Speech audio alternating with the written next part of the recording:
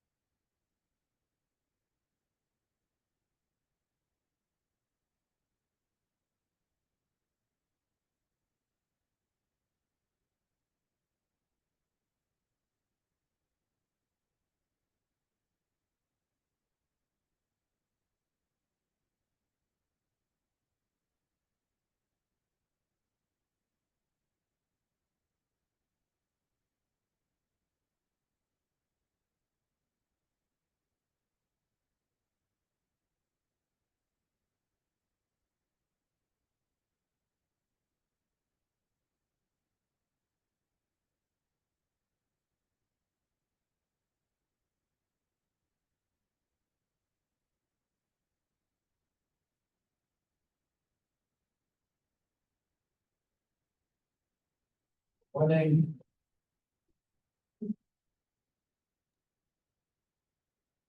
good morning. I'm the interpreter.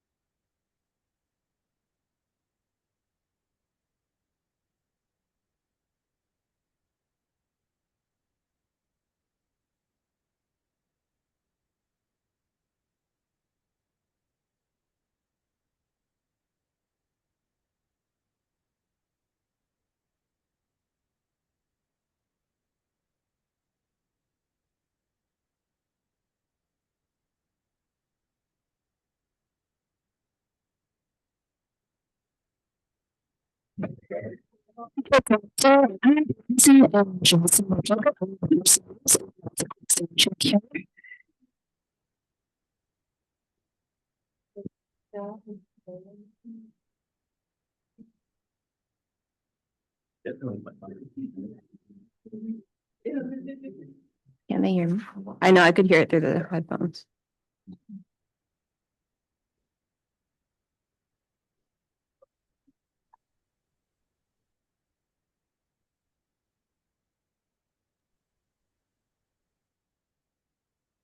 Hi. Yes, we'll do a quick sound check. Yeah. Hi. Jocelyn, please. Hello. Jocelyn. Yeah, that's good. Okay. If you can do this too. Hi. I can't quite hear whoever's speaking. It's quite unintelligible, but let me know if you can hear me.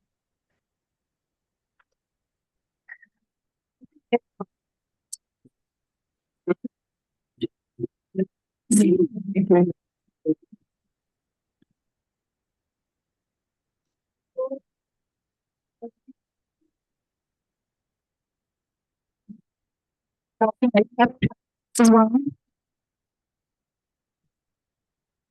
Jocelyn.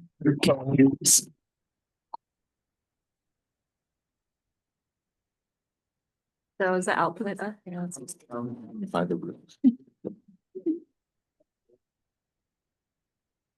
Is it this microphone?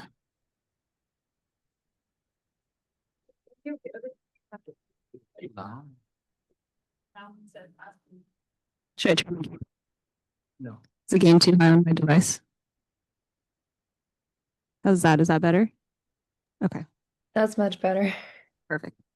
Yeah, it was too loud on the intake.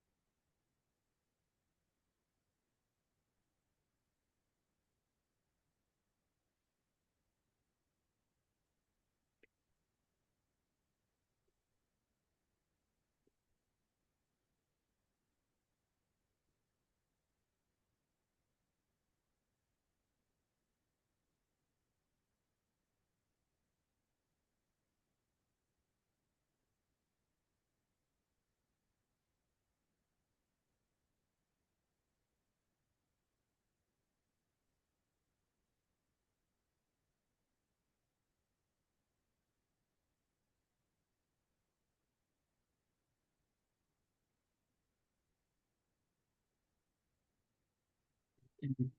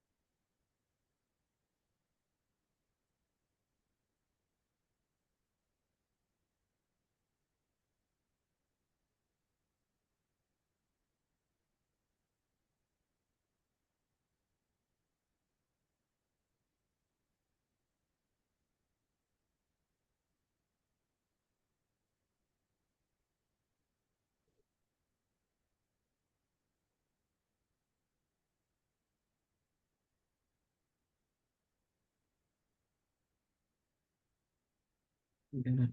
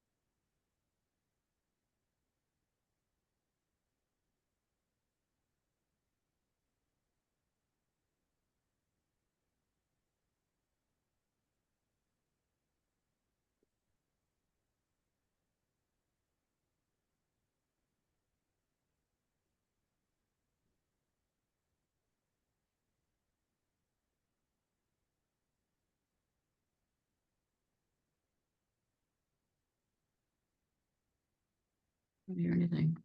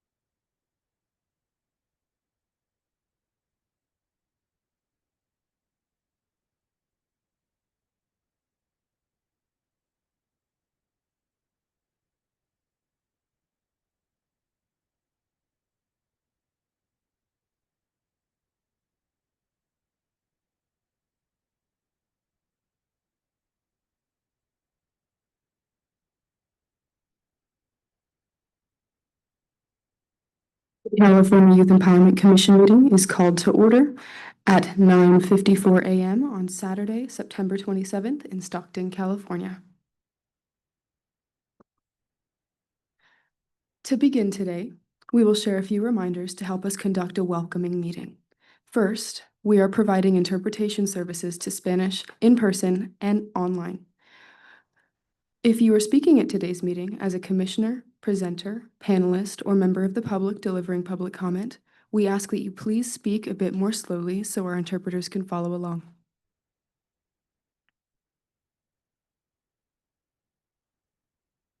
Second, as we continue to engage guest speakers, presenters, and the public, we want to name that the information and opinions expressed by presenters or public commenters before the commission reflect the views of the speaker. They do not necessarily represent the views of the commission or the governor's office of service and community engagement. Finally, as a reminder, as a public body, public comment is critical to the work of the commission, and we allow public input at all meetings. However, we stand united with other Californians in condemning hate and recognizing the harms that hate causes.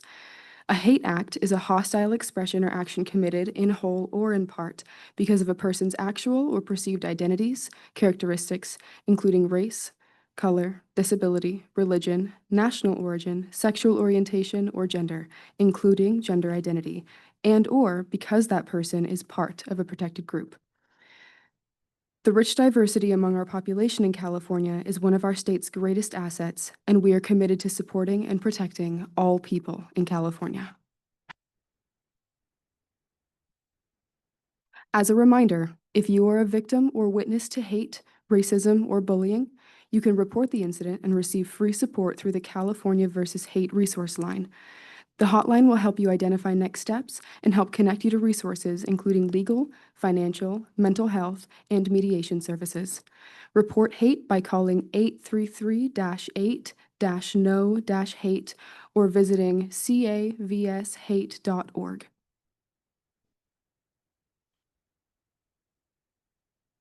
We are honored to be here in Stockton today, and we would like to take a moment to acknowledge the Indigenous nations whose land on which we gather today. The following land acknowledgement has been adapted from San Joaquin Delta College. The California Youth Empowerment Commission recognizes that we are gathered on the unceded ancestral homeland of Indigenous peoples, including Yokuts, Plains Miwok, Patwin, and Nishnawbe. This land remains inseparable from its Aboriginal stewards. As guests, we acknowledge that we benefit from living and working on their traditional homeland, and we honor the ancestors, elders, youth, and relatives of these tribes, affirming their sovereign rights as First Peoples, despite the profound legacies of displacement. Our presence on this land also comes with a commitment to proactively listen to and honor the voices of young people from these tribes, as well as the youth in Stockton. We recognize that their perspectives, experiences, and leadership are vital to the ongoing healing and vitality of these communities. We stand in solidarity with their ongoing efforts for their voices to be heard, valued, and integrated into the decision-making process.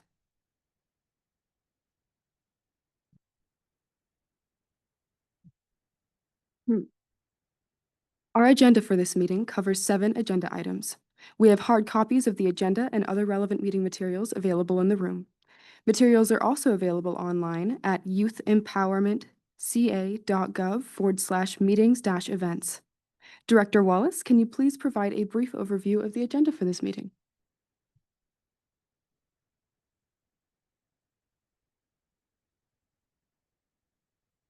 Thank you, Chair Pope, and good morning, everyone. Good morning, Stockton. We will begin our meeting with a welcome. We will then move into public comment on matters that are not listed on the agenda. We will then move on to consent agenda and the strategic plan review, which are both action items. However, because we do not meet quorum for in-person commissioner presence today, we will not be voting on those items, and we will move those items to our meeting on November 15th, in which we hope to achieve quorum at that time.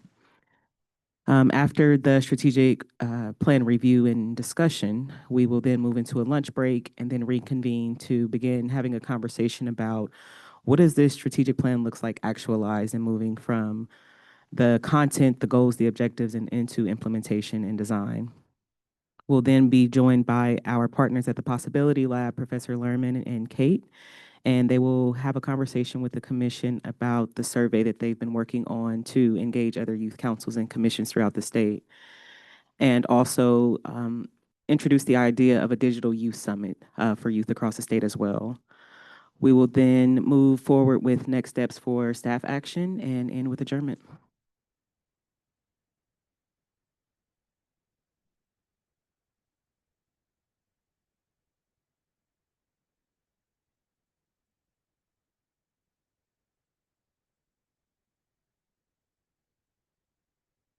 Today, we may be joined throughout this meeting by several distinguished guests, and we would like to recognize any in attendance with us today.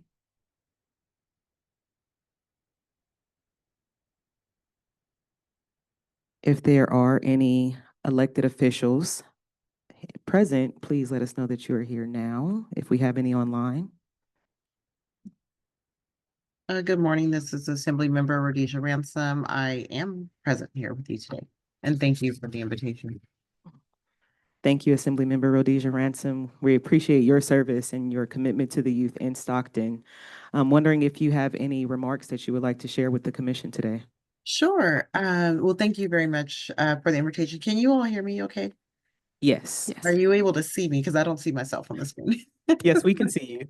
Okay, awesome. Thank you for that. So first of all, I want to thank you for the work that you do. It's really refreshing to see this Empowerment Commission. I really wish there was something like this for me to be involved in when I was a lot younger, because I really do believe that it is important for youth to be, in control of their own destiny and aware of everything it takes to really be productive members of the community. And so thank you for allowing me to join you today. I'm happy to see all of the rising leaders on this call. And I hope you know, and I'm pretty sure that you know that your voices do matter. Before I became an assembly member, I grew up serving the community. That's how I got involved. My grandmother was a missionary, and that really showed me that when you are in the community, leadership is more about service than it is about, titles and just, getting your name involved in something.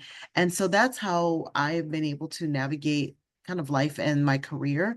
I've been able to start a nonprofit that worked with young people and made sure that they had access to stigma-free mental health services in public schools. My community has shaped my approach to real challenges that youth feel as they are moving in the world, when they feel invisible. And it's shown that you can have incredible potential in young people, but you really have to be able to give them an opportunity to lead and to cultivate that. And so all of the issues that I've learned through my team that you guys are tackling are the things that we really need solutions for. As I serve in the California State Legislature, we are dealing with things like education. And as you are aware, that deals with, young people and their trajectory in life, career preparation, mental health, housing, climate. These are all the issues, or some of the issues, that we're dealing with in our community that impact everyday families, every neighborhood, and the future of Californians. And the truth is that we definitely need leadership as we are running the state.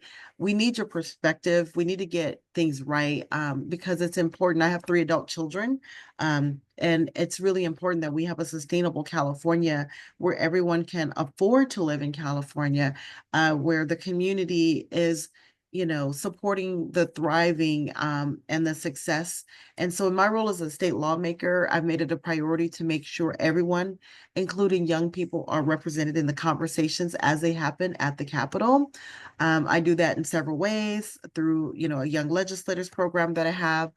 This is something that we're just getting started, but it will allow young people in our community, and I can say in our community because you guys are right in Delta College right now, but it allows young people in our community to get involved in providing some of the tools and resources by working in civic engagement and exploring different opportunities and meeting leaders, legislative leaders. And so I'm really proud that we're starting this cohort of people designed for high school seniors and some college folks as well. And essentially, we want youth to have a pathway to service. We also have a program that does internships in politics and government. And these are not internships where you just answer the phone, because we know that is really important for you to understand how we are meeting the needs of people. So what we do as state legislators is we have what we call constituent services. And so every day people are struggling to navigate government in our community, and they're reaching out to offices like mine. And we have been able to work with folks, save people in the community, time and efforts and energy. We've been able to help our veterans, our seniors, and our youth connect to over $500,000 that was owed to them through the state, help them to connect, navigate through difficult systems. And so it's just really important that we have opportunities like the opportunities that you are provided through the Youth Empowerment Commission throughout the community. And that's what I try to replicate every day in the work that I do. So I'm really grateful again for this opportunity to speak with you this morning. I want you to understand that you are a part of the solution. When, when I grew up and we would say, complain, somebody needs to do this, someone needs to do that. People in my circle, my grandmother and people in the circle would always say, well, aren't you somebody? So I want you guys to know that you are the somebody as you are dealing with, all the issues that we see in the community, whether it's not enough safe places for young people to be active, not enough solutions to our mental health, not enough responses to public safety and crime and homicides in our community. These are things that you can join hands and rise up and speak against. And so I'm very honored to represent you in the state legislature. I want to let you know they have a partner in me. If you need anything, if you have any questions, or anything that I can do to support you, please do let me know what that is, and we will do our best to make sure that that happens. And so if you have any time or questions, Director Wallace, I'm happy to answer them. Yes, please. First and foremost, Assemblymember Ransom, thank you for being here and for being somebody. As I am a resident of Stockton, California, I've seen you on the ground in multiple spaces, lending your hand on weekends, providing service, and really putting the action behind the work and making sure our community and young people have what they need.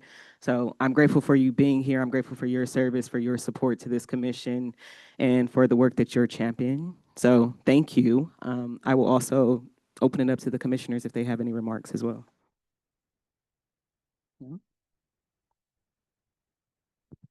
Thank you so much, Assemblymember, for attending. I am so grateful for your presence and for your words. I've seen a lot of your work and I've heard a lot about your work. Thank you so much for being present to both witness and support the work that we're doing. I know we're kind of working on our foundation here, but I really hope that leaders like yourself can guide the work of our commission through having already paved a space for youth like us to have a voice. So thank you so much for your diligent advocacy and your service. Thank you. Awesome. All right. All right. Well, thank you very much. I will go ahead and check out, but you should be very proud of yourselves, and I look forward to seeing the work that you accomplish in our community. Take care. Thank you. Have a great day. At this time, I'll pause to see if we have any other electeds joining us online.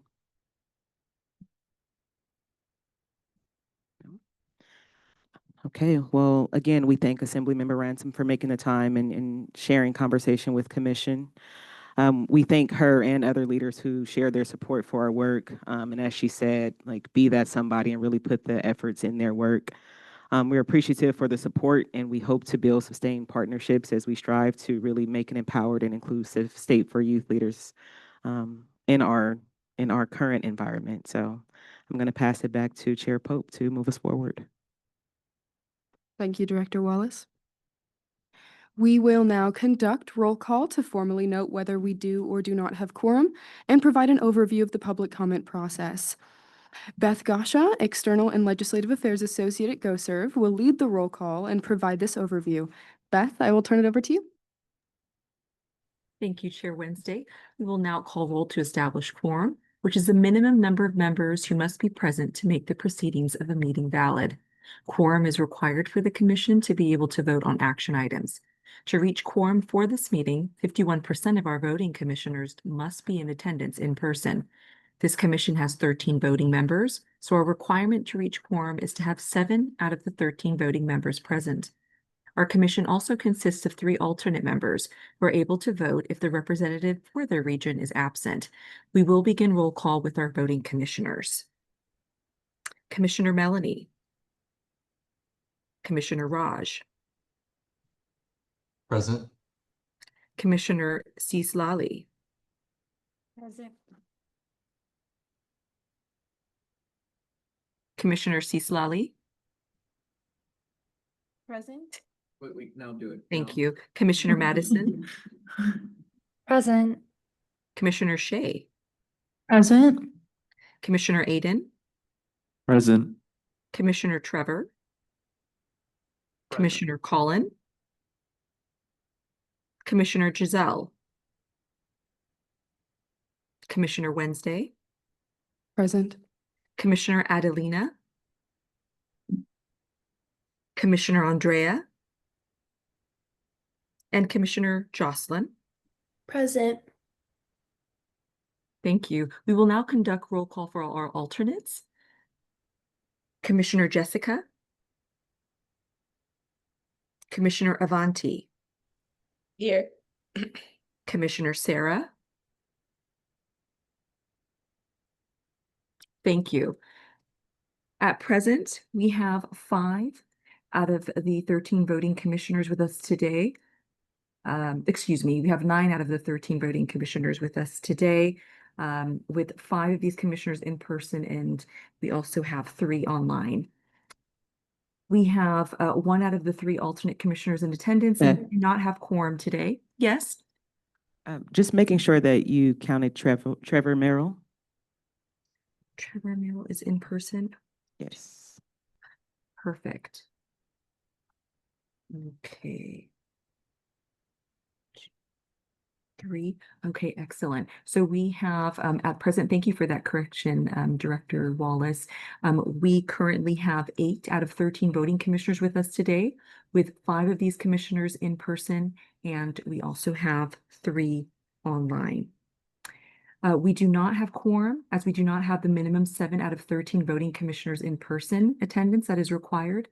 Note that Commissioners Raj, Commissioners Madison, and also Jocelyn will be joining us virtually and are following the teleconference rules for advisory bodies outlined under Government Code Section 11123.5, which allows members to participate remotely. We also have an additional note here that Avanti is also participating remotely. Thank you to everyone joining us today in person and or online. I'm here to provide guidance for the processes for this hybrid meeting, which we have designed with the intention of maximizing access by members of the public. Please note we are providing Spanish interpretation services in person and online for this meeting. For those joining the webinar online via Zoom or by phone, please note that your microphone is automatically muted when you join. To minimize the risk of background noise, you will not be able to unmute yourself. For those joining online via Zoom, please note that the webinar platform doesn't enable video for attendees, so we will not be able to see you. If you need technical assistance during the meeting or have a question about the meeting process, there are a few ways to contact us. If you are online via Zoom, the best way is by using the Q&A function, with several members of the Racial Equity Commission team monitoring it. If you joined by phone and you have access to email, please email youthempowermentcommission@opr.ca.gov.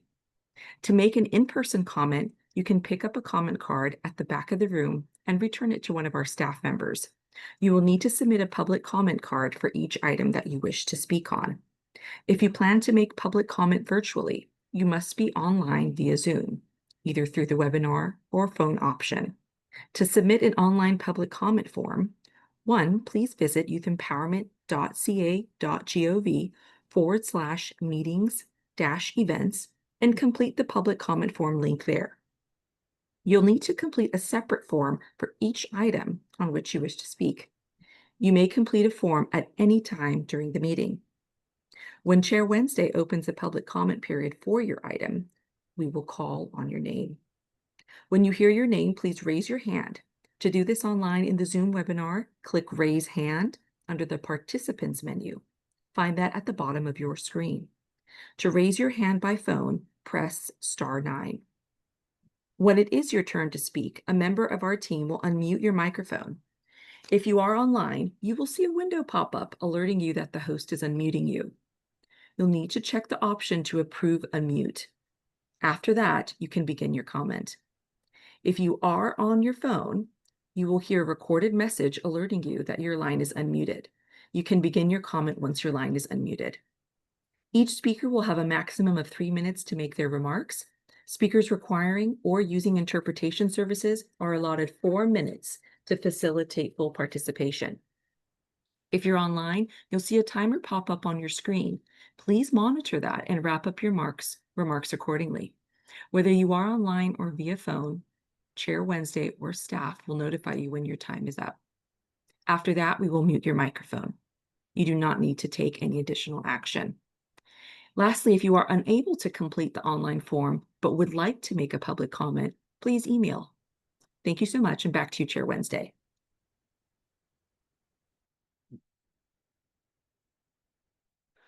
Director Wallace will be introducing our new staff member. Yes, before moving into this agenda item, I did want to slow down for 2 seconds. One, and acknowledge that this is our meeting that completes us being established for a year. Our very first meeting was last September 17th, I believe, in Oakland, California, where we introduced our partnership with the Possibility Lab, which we will have an update on today. We had our inauguration of our first class of commissioners, and to be here a year later with the strategic plan that's been developed by you all for this first year, I think that's a lot to take in. So round of applause for this commission, first and foremost. Also, since then, we have gained a few team members. Most recently, Savannah Morris is our program analyst. Very grateful for her joining the team and all that she contributes. So can we show Savannah some love? Also, we have another consultant who's supporting us with research and policy development, and that's Carly Ann Johnson. Thank you for all of your support as well. Thank you for that. I'm going to pass it back to you, Chair Pope, to move us forward. Thank you, Director Wallace. We will now take any public comments related to agenda item number 1. Welcome. Thank you, Chair Wednesday. I believe we have one public comment in person. Can we, from Betsaida Aruelia? When you hear your name, please sign up by the podium in the order your name was called. Bear with me just a moment, please. We're just experiencing technical difficulty. Thank you. In fact, Chair Wednesday, we are correcting that for this particular item. There is no public comment online or in person. Thank you. Thank you.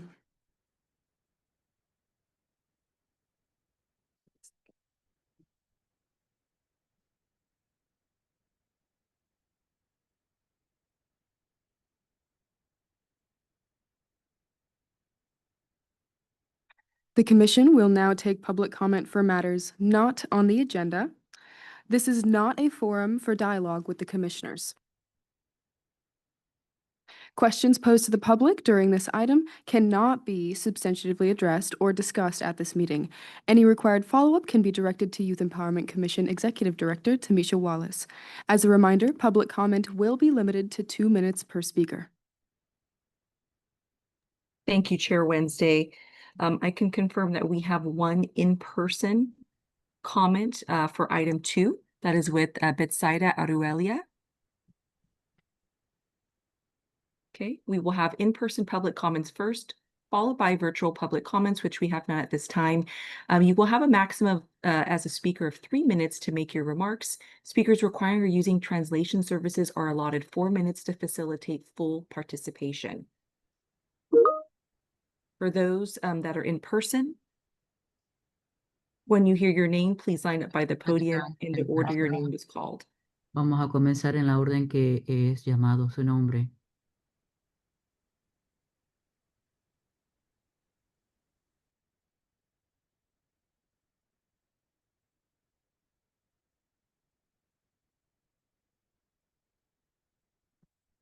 Two minutes.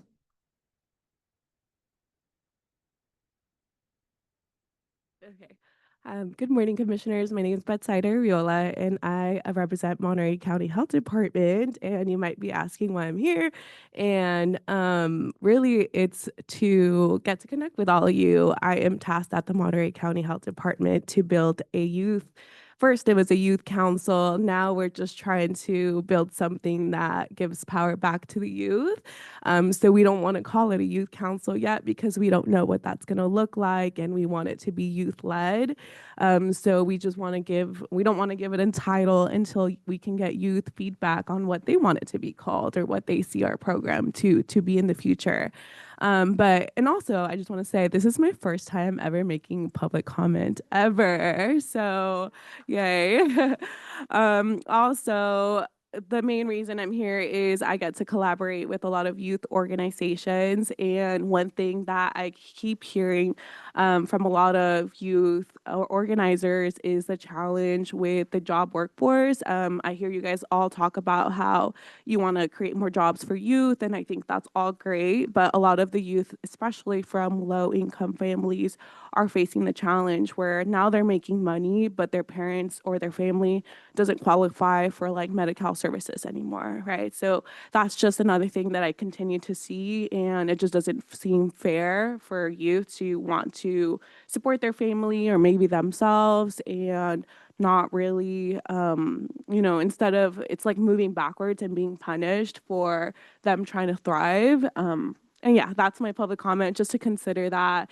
And as you're thinking about the job workforce, it's not just creating more jobs, it's also just ensuring that youth can thrive in those job opportunities. Thank you.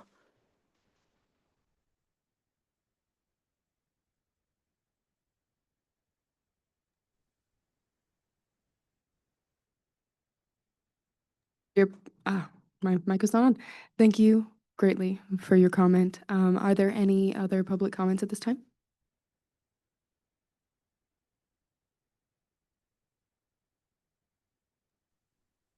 Chair Wednesday, I believe there is one additional person in person who would like to speak, Dr. Vicky Locke, for item 2 as well.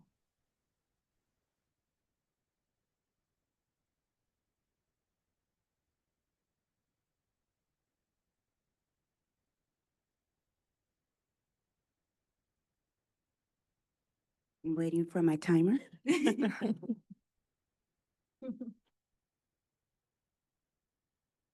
There it is. Good morning, commissioners. First of all, thank you all so much for coming out on a Saturday morning. There are a lot of other places that you could be probably asleep. So thank you for your service. I am actually here to speak on a wonderful event that we had yesterday at the county office. Tamisha, thank you for partnering with us. With the San Joaquin County Office of Education, we had our first listening session at one of our high schools yesterday. And I will say that experience was truly transformative for our students. We were very strategic about being inclusive and including student voice. So Tamisha, you know, and your other staff, the students were engaged with each other. The students were engaged with the mayor.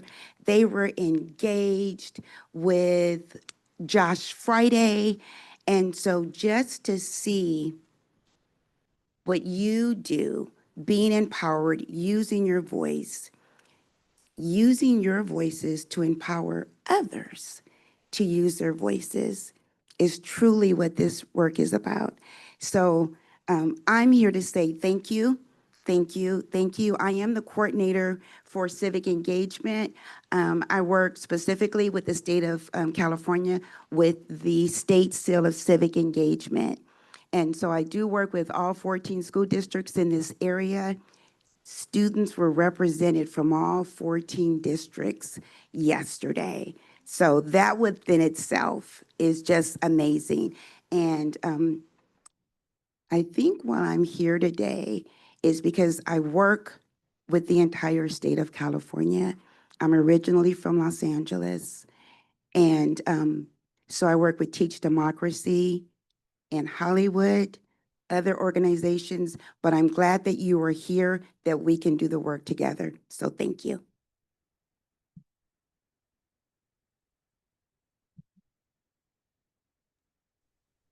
Thank you so much for your comment and for all of the work that you do.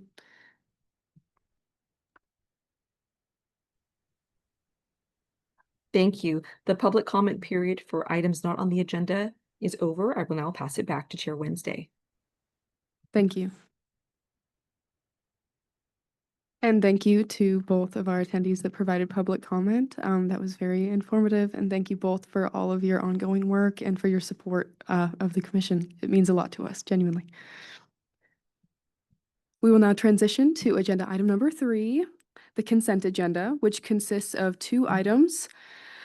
Number 1, approval of the May 17th, 2025 meeting minutes, and number 2, approval of the July 26th, 2025 meeting minutes. Since we do not have quorum today, we will table the vote to a future meeting. We will still engage in the commission discussion and public comment section of this agenda item. Are there any comments, questions, or discussion from the commission about this agenda item?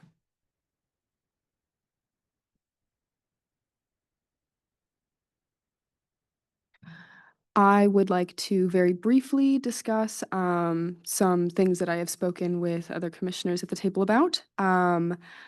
There have been some ongoing transportation issues that have led to commissioners being unable to attend. There have been some conversations about accessibility. I would like to pass it over to Shay if you'd like to share some of your perspective. Sure. I don't, sorry. I don't mean to put you on the spot. No, it's good. Yeah, I don't know how much time we do have to talk about this now, but I do, like Wednesday was saying, want to make this something that we do talk about. Because, and I've been talking about this from the beginning, like I feel like every meeting I come on here and talk about accessibility, which sucks because we've been here a year and we're still having major issues with that. I think there's also been a lot of conversation about trying to get more representation on the council and like why we don't have that. And as somebody who probably has the most representation and lived experience, like one of the most people on the background, on the commission, I can tell you it's just not accessible. Luckily, now that I'm an adult with my own money, it's a little easier, but it's really hard to expect kids to both serve as a commissioner on this commission when we're expecting them to pay for their own travel, pay for their food out of pocket, and be reimbursed months later through paperwork and stuff. I personally had to pay like close to $100 to Uber from the airport to Stockton to my hotel today. I had to pay for my own Uber to get here. I had to pay for my own food all day yesterday, which, you know, I'm a college student. I had to use my own FAFSA money to be able to pay for that. And we have minors, you know, on this commission. And I don't know how we expect them to shell that out. I know that there's like certain financial policies, but they're not built for youth on this commission. So I do want to talk about how we can make it more accessible, both like financially, but physically to get here.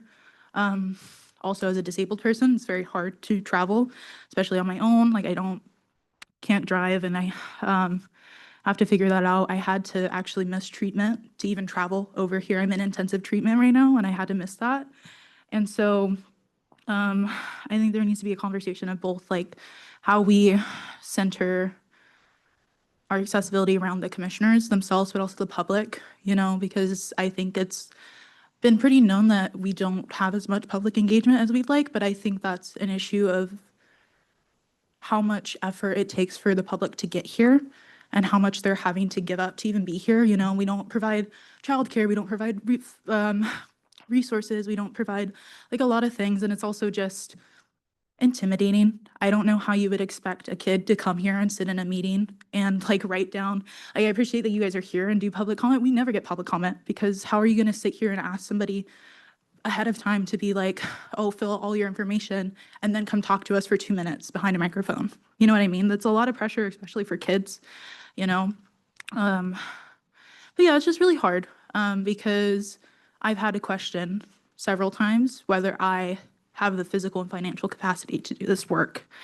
And when we're really wanting to prioritize the representation and engagement of people with this population that we know historically are struggling with certain issues that would bar them from being able to do this work, and just asking them to give so much to just share their voices is really frustrating. But and it's really sad to me that we haven't met quorum the past couple of meetings. I wasn't here last meeting. That was completely like travel issues because I can't drive, you know, both just because I don't know how, but also medical issues. And so how do you expect me?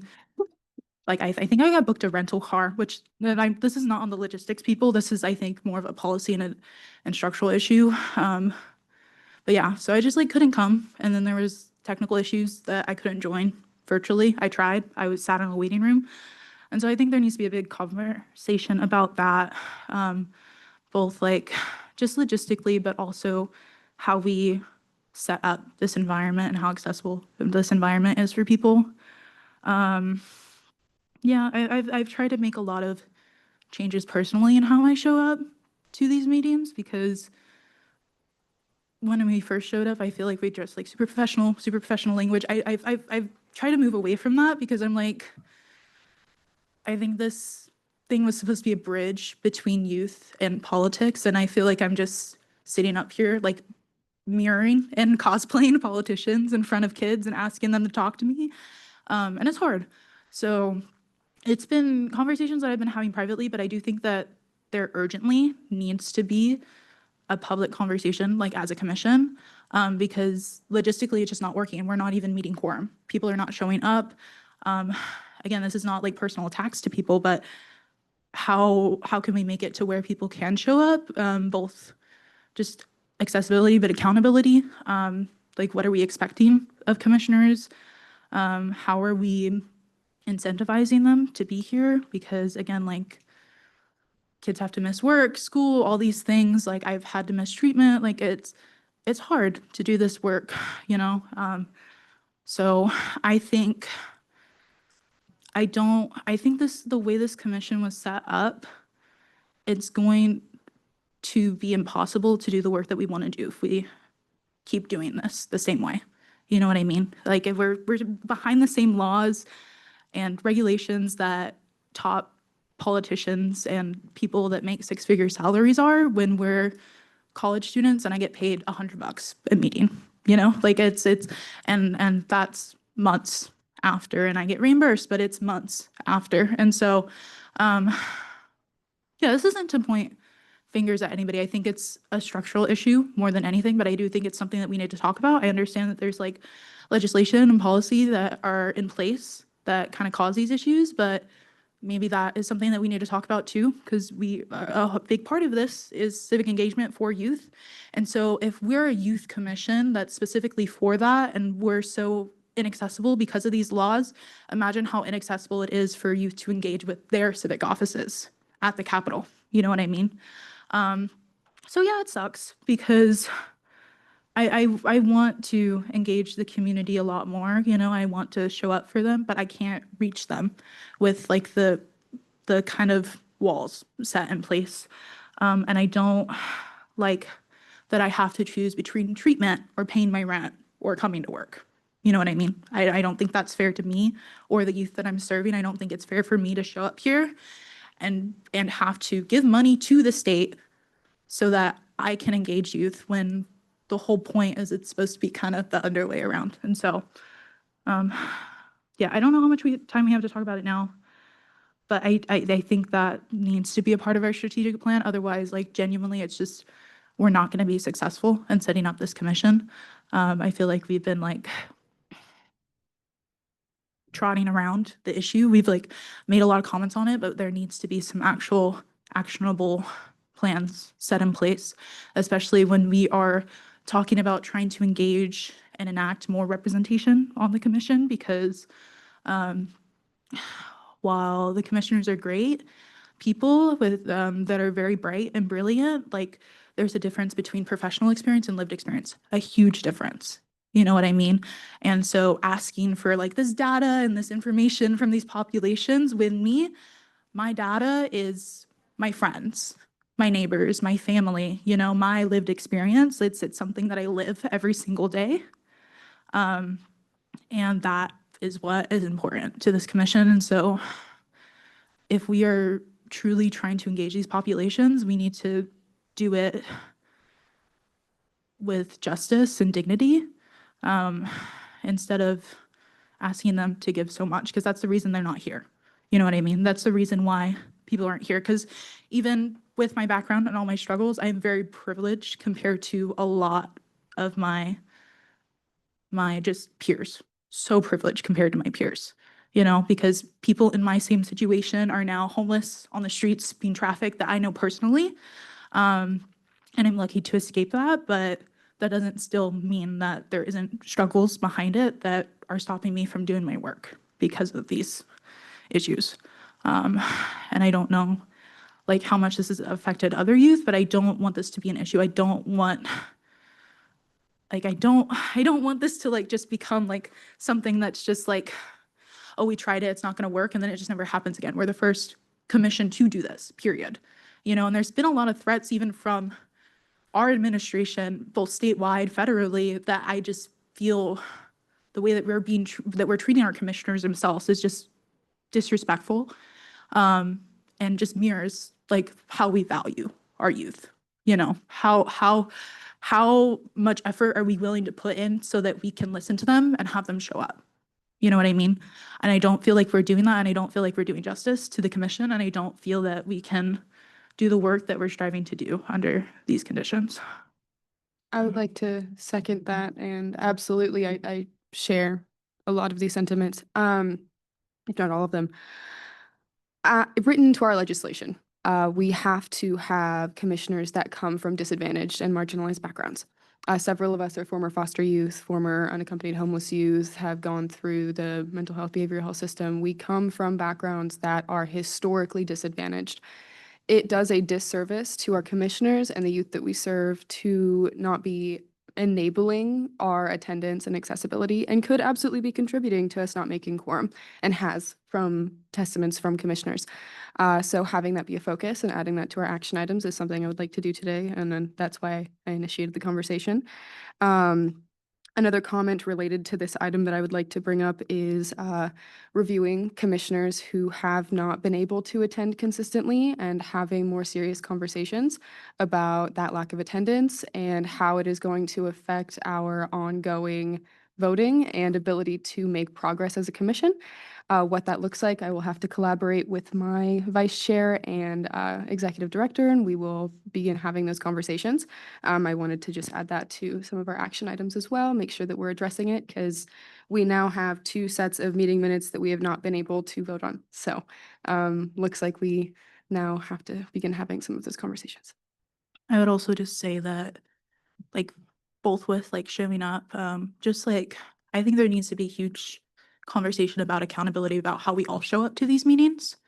And this is not to pinpoint anybody, and I don't think it's necessarily personal issues of people just trying to be malicious. I think that even like personally, like this commission just didn't have a lot to go off of to begin with. You know, like nobody really told you how to show up. And so I think there's a lot of confusion on the work we're trying to do here and how we're trying to strive to do this work.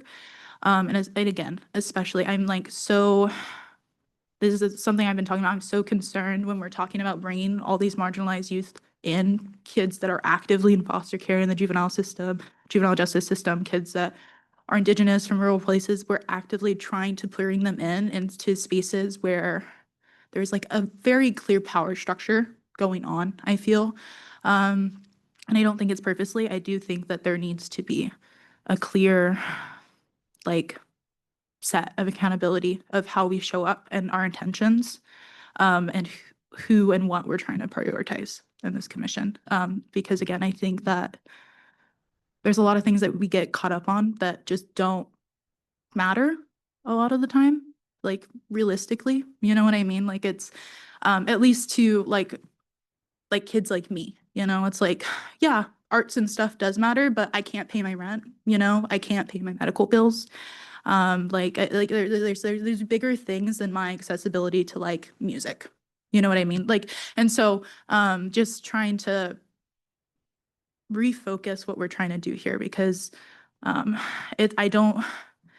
I think there's like kind of a view of like this is more about political like service and like politics, and then like I think it's way more about community engagement and community service more than anything, and I think that there's some confusion in that, and it can be very frustrating because I feel like a lot of things and people are looked over when we do that. So I would like also to have that be a conversation. Commissioner Shea, if I may, first and foremost, thank you for your voice and for your advocacy and your truth and making this conversation public and bringing the urgency to it. Thank you for that. I don't want to lose a substantive conversation while we don't have quorum to make this an action item to vote and move forward on having this conversation. So my recommendation is for our next meeting, we update the bylaws because that's what governs this commission, and that is established by voting commissioners. So if you all, I share your concern. My team works very hard to reach out to commissioners, to work with commissioners to get here, and I too am frustrated by not achieving quorum. So the conversation that you all have amongst peers, I think, is important in understanding accessibility, one, as commissioners, because I agree with you, that's imperative, but also having the conversation about how do we mindfully engage with underserved youth and make this meeting accessible. So that is my recommendation for the next meeting, is that we have a transparent conversation about community engagement and accessibility, and we add that to the agenda, but that we're also updating our bylaw so that we have something tangible, an accountability document to hold each other accountable to. That document is something that is a working, living document that could be updated by you all at any time, but it must be voted on. So that is my recommendation. That is my call to action for commissioners, is that everyone does prioritize showing up the next meeting so that we can have these necessary conversations to move this work and these conversations forward. But I hear you. I just want to make sure that we don't lose the heart of this conversation in something that we can't move forward today. Yeah, no. I think, yeah. No, that's kind of what I went on a tangent, but yeah, that's kind of what I was trying to do. Because I feel like this has come up so many times that I think there needs to be something, again, tangible, that we need to like sit and have an actual conversation about this, because I'm tired of showing up preaching this to meetings and nothing changing. You know what I mean? Because again, it's been a year and I'm really frustrated with the fact that there hasn't been much progress when it comes to engagement and accessibility, because that's probably the biggest focus of the commission. You know what I mean? I keep feeling like that's getting lost. And I do think that that's, again, just a misunderstanding of what this commission is for some people as well. But I think that that needs to be a priority, that we, again, do something tangible. So I think the bylaws would be a good start to that. It's okay, thank you. My team has noted that and we'll make sure to add that to our next agenda for discussion. So again, I will repeat, in order for us to have that conversation and to move anything forward, we need to achieve quorum. So that is my word to the wise, but I really appreciate you bringing that conversation up.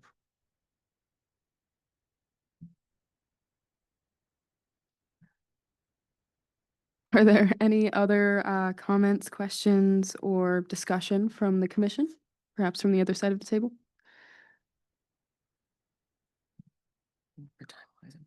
Yeah. All right.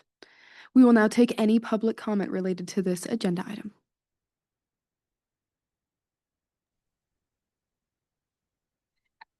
As a reminder, you may submit a virtual public comment card by visiting youthempowerment.ca.gov/meetings-events and completing the public comment form link there. You can also pick up an in-person public comment card at the back of the room and return to one of our staff members. You will need to submit a public comment card for each item you wish to speak on. At this time, there is no public comment both virtually and in person for agenda item number 3. I will now pass it back to Chair Wednesday.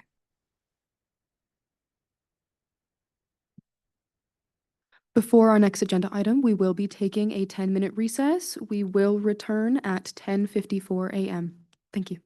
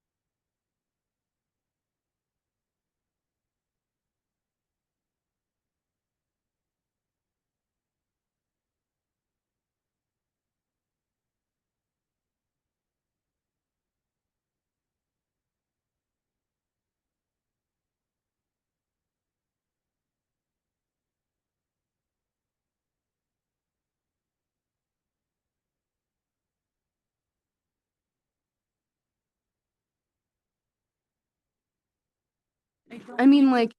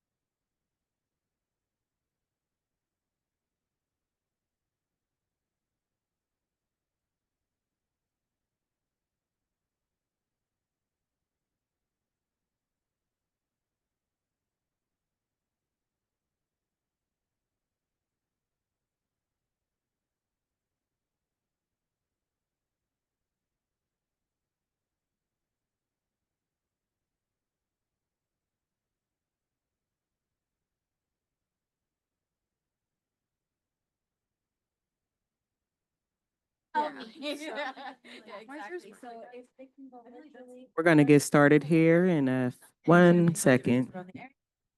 if they changed it. Thank you so much. Yeah. Howard. Yeah.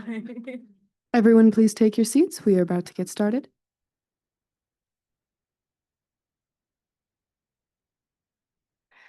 All right. We will now move on to our next agenda item, strategic plan review and approval. Our strategic planning consultant, Joyce Chow, will guide us through a review of updates since our July commission meeting. Similar to our previous agenda item, we will engage in the commission discussion and public comment section of this agenda item. We will table the vote to a future meeting when we are able to achieve quorum. Joyce, I will turn it over to you.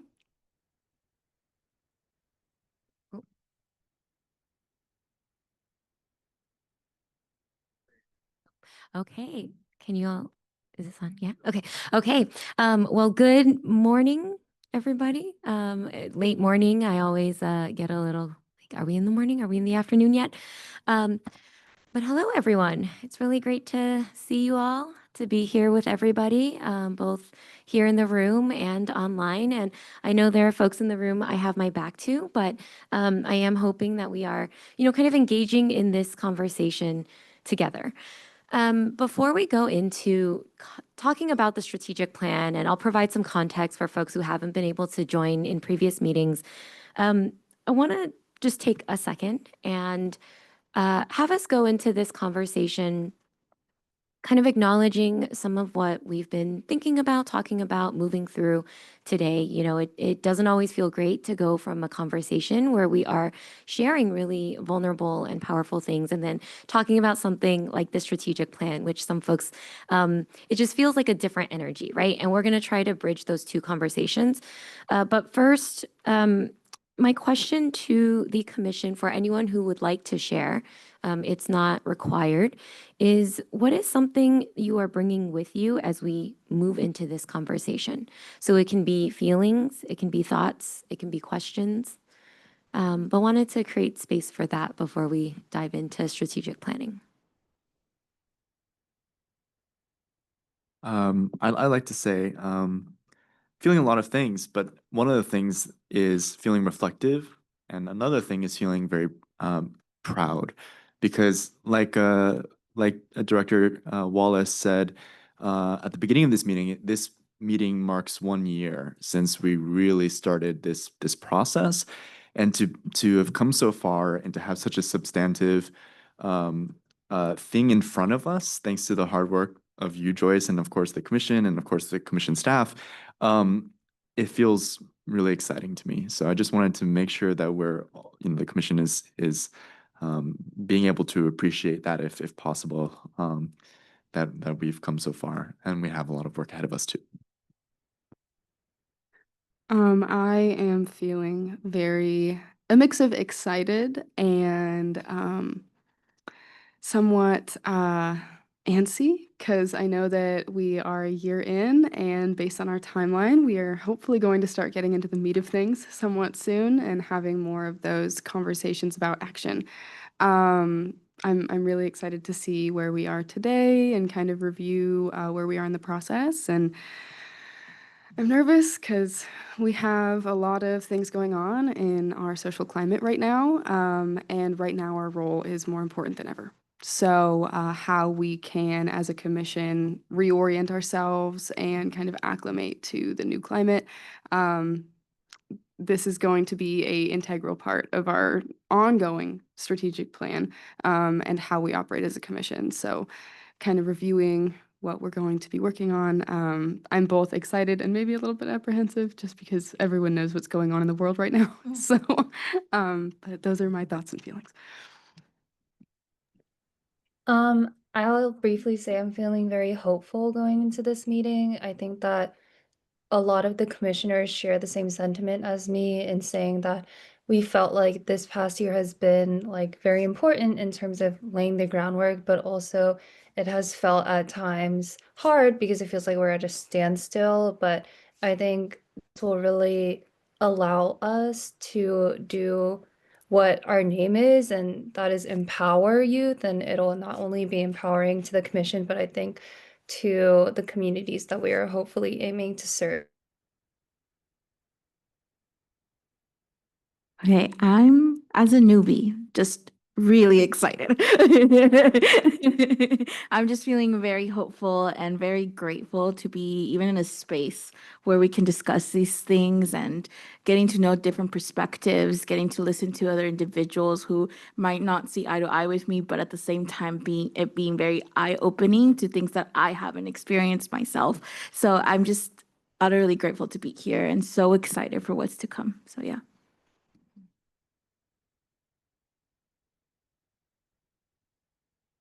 Great. Thank you, everyone. Just giving a pause in case folks want to add anything else. So I heard some things around reflective, proud, excited, nervous, meeting this moment, right? It is a drastically different climate that we find ourselves in 1 year later. We've learned a lot. We've gotten stuck in some places. It's been both, I think, deeply rewarding for some folks and deeply frustrating. And we recognize that there's a lot of space for all of those emotions to coexist together.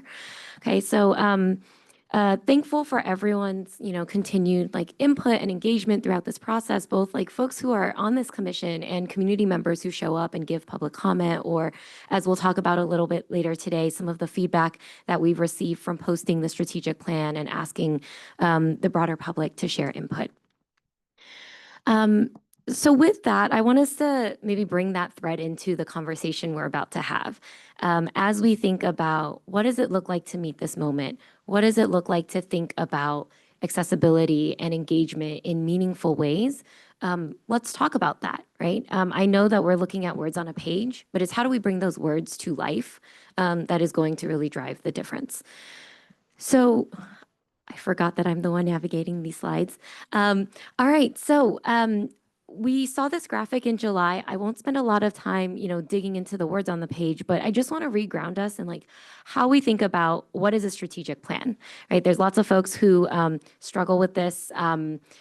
So just really quickly, a strategy has context, right? That's the stuff that we've been engaging with over the past year, meetings, forums, formerly called meet and greets, right? There's been a lot of, I think a lot of work to try and go out to community and meet community where they are. And I know there's more conversation to be had about like, how do we get more folks to show up in these spaces when we are here? Definitely an important one to have.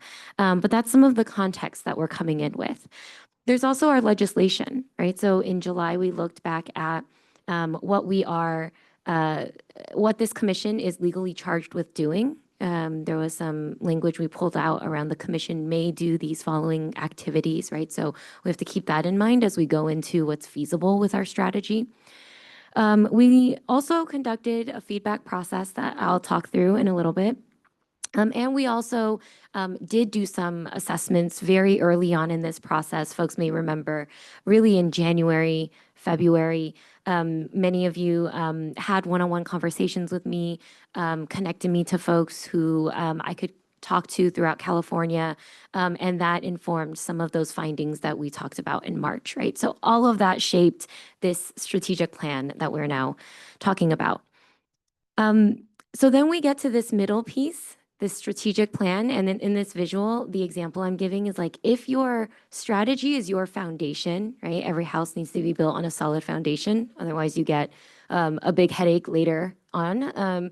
You need that solid foundation, and then you build on top of that with sort of your structure, right? What do you want the house to look like? Is it 1 story? Is it 2 stories? Where do the rooms go? Those are the big pieces that we're putting into place. And then the third piece is what I call that finished house, right? So the strategy doesn't show you what color paint do you want exactly? Is it what type of spackle, right? Is it I'm very quickly reaching the limits of my home decor knowledge here. But do you want crown molding or wooden beams or bricks or, a lot of that stuff is what we think of as the implementation part. And I will say that, as we'll see in a little bit, what we heard in July in terms of the feedback process and what we heard throughout the online engagement, a lot of folks wanted to know the how. How do we do this? And there's this balance, right, of we want to be responsive to feedback and also don't want to spend so much time building that out that we get stuck in the strategy piece and we never actually get to the implementation, because that's what folks are hungry for. And with that, I think is like, what will we do concretely? So I recognize that we're going back and forth a little bit with this conversation, and we'll just do our best as we kind of engage today and see where we need to go. So today we were going to try and vote on the strategic plan. We don't have quorum. And so I think the way we'll have this conversation is I will reground us in a little bit of the process that we took to get here. We're actually going to spend a little bit more time digging into the feedback and having that conversation around what does it look like to really drive engagement in meaningful ways? Like, what does it look like to make this work more accessible if we're not getting the feedback that we want in the strategic plan? What's missing? How do we address that? And then lastly, I'll go through some of the changes we've made since the last version that we saw in July. All right. So really quickly, sometimes folks will ask, well, what goes into a strategic plan? And this is the different layers that we've been working with since November. At the top, we have the mission, right? Starting very big picture. Who is the Youth Empowerment Commission? Why does the commission exist? What future do we want to build? Is that next layer, the vision, right? So we're thinking like very broadly speaking, broad strokes. What are our values? And I know that sometimes in these conversations, it feels a little bit like, we talk about accountability, we talk about transparency. What does that look like to do the work? So we're going to layer on, right, the goals and objectives. That's meant to figure out how to take that big picture stuff and put it into something that feels more concrete, more tangible. And again, more to come as we move into implementation work, that bottom layer, those initiatives, right? What will we concretely do? Yeah, so that's what I'll say for now, and then we'll continue to dive deeper. I'm moving through this a little bit quickly because I know folks have seen this version a few different times. I also want to be mindful that there are community members and folks who are joining us for the first time today who may not have been part of these conversations. So just want to acknowledge we always do post our slides after, and folks can continue to engage with content. And we always welcome public comment as well as we go through the agenda items. So open to any questions, comments, feedback, thoughts as we move through this agenda item. And we'll have time for that. All right. So again, this is a repeat slide. There's a lot of text on here, but what we're essentially saying is this journey, right? We started by understanding what's happening today with young people in California. Obviously, that's a very big question. It's a very broad question. We just captured a slice of that in our assessment work early on. We moved into talking about the story of tomorrow, what's possible for this commission. What can this commission uniquely do, right? What are you all positioned to uniquely do within your legislative charge? And what is the future that you think is possible when you think about the work that you can do? And then the story of our journey to tomorrow in yellow is how will we get there? If we know where we want to go, how do we build this pathway to take us to that future and make it possible?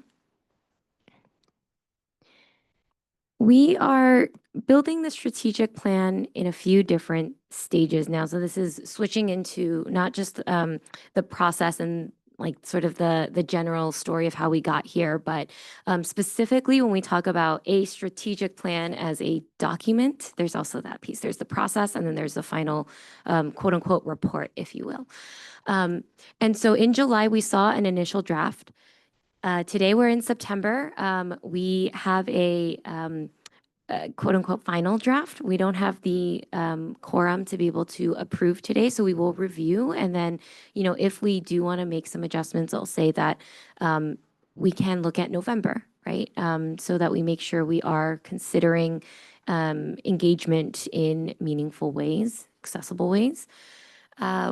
And then we'll move into November, where the focus becomes more of formatting and design and building in more explanation around what we mean by the words we've chosen and being able to state our intentions with more, I think, just more space to articulate what we mean behind some of the words that we've chosen to use. Okay. The other thing I will say, going back to this last slide, is there's also been a lot of conversation, not just about the how with our goals and objectives, but also in terms of like, what does success look like? How do we measure this? And so in November, that conversation will also come into play as we think about, okay, we've got our goals and objectives. Now, what does it look like to it's sort of both together. What does it look like to do this work? And based on how we want to do this work, how would we measure the progress of that and the success of that to know if we are truly making an impact? All right. So the juicy stuff, the strategic plan feedback. In July, I'll recap this for folks who are not able to be at that meeting. We engaged in this process. We saw a first draft. We had folks share their feedback around what resonated, what needed clarification, and what was missing. Those are sort of 3 questions that we worked with. We did gallery rotations in the room, and then we posted those same the same content and the same questions online so folks could share their thoughts virtually. And we actually left that virtual option up for a few weeks after, so folks who wanted to engage on the website after the meeting could continue to build on their thoughts. And so what we heard from that activity is summarized here on the page. In terms of what resonated, a lot of folks talked about creating impact through partnerships and capacity. So it was, as a commission, we recognize we are positioned in a way, we're an advisory body. We do not have for example, we are not able to mandate anything, right? And so folks talked a lot about let's build partnerships with community organizations, with folks who are already doing this work, who are providing that direct service around housing, around education, around mental health, and let's work with those groups. So that was something that folks really felt strongly about. And then capacity building was another one. This is a small but mighty team. This commission cannot conduct work outside of you all as commissioners cannot conduct work in between commission meetings, right? And so there was this feeling of like, there's a lot of work to be done, and it's really hard to do it with a very small staff team. And so how do we build capacity so that we are setting ourselves up for success? What needed clarifying here was language and terminology. Okay, so we did hear like, let's simplify, simplify, simplify. And there is a balance. When we say simplify, it doesn't always mean shorten, right? Because then we add a bunch of words to explain what we mean in lieu of something that maybe conveys something to some people, but not to others. So there is definitely a balance there, and we did our best, but open to any feedback around that. And then again, terminology, just making sure it is accessible to folks, right? And again, sometimes we simplify so that the language can be more accessible, but then it gets longer and then it's not accessible in a different way. So just noting that we are working with a few different parameters, which will inform the draft that you all see in a little bit. And then the third piece is what was missing. And there were a lot of questions, as I said earlier, about how. How would we make this objective happen? How do we get funding? Who do we get funding from? How much funding?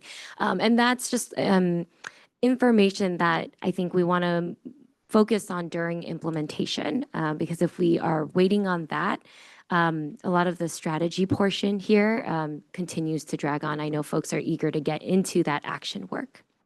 So that's a recap from July. I'll pause here for commissioners who were in attendance. Anything else I missed? Anything else you would add, or things you're thinking about that really resonated with you from that meeting?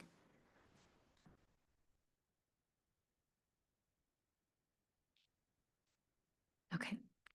Okay, I'm seeing some thumbs up and good recap in the room, so appreciate that. All right, with that, we'll dive even deeper. So after the July meeting, we conducted a feedback poll.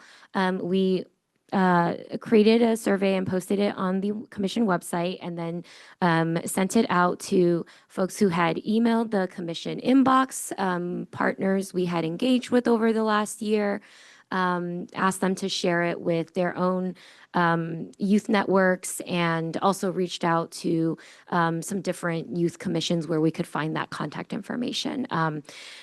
So really try to give folks different opportunities to engage with the survey.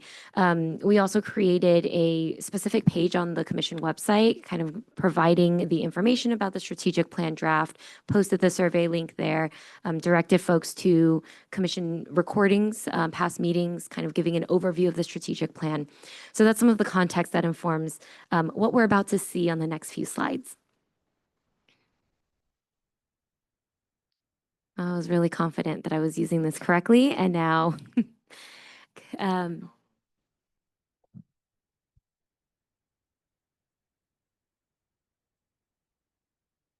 okay, let's try this again.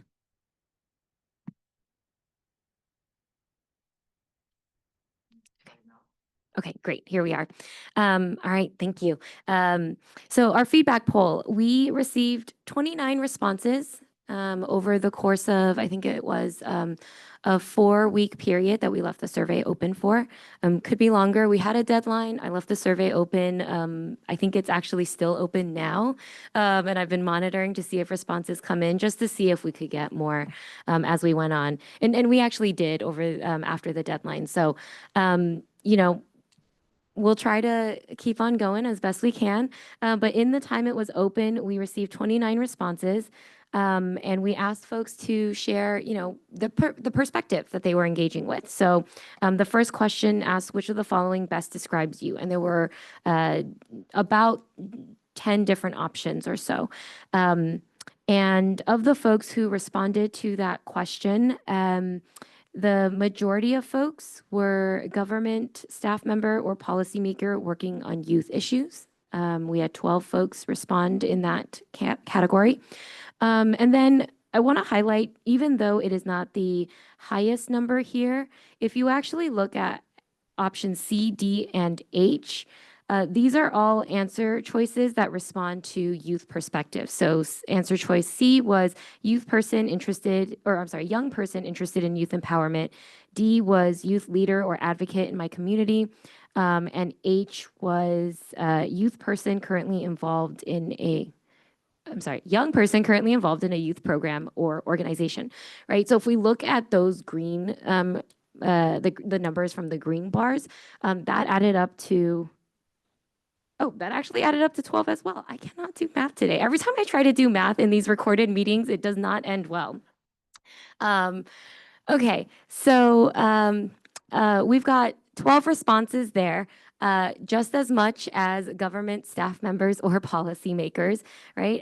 We know that there's a lot more work to be done, but it is a little bit encouraging to hear that representation. I'm going to put an asterisk on that, though, because we will get into a little bit more of a deep dive here. I will say if commissioners have like immediate clarification questions, please feel free to, to ask and come off mute.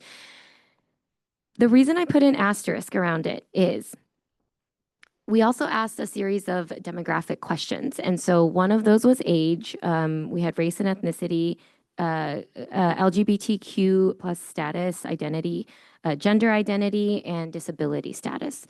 And so I'm going to share the summarized view on the next slide. If we could go to the next slide here. Thank you, Jen. Okay, so with age, once again, our youth age is highlighted in green. And if you look at those numbers, you'll see that we had 2 folks from the 13 to 17 age range and 3 folks respond from that 18 to 24 age range. So there's a little bit of mismatch in the data that we're working through. We had, if folks were tracking closely on the previous slide, we had 12 folks say, you know, I identify as a young person. And then we kind of looked at the data and we were a little unclear about the thinking behind that. We did not define young person in that first question.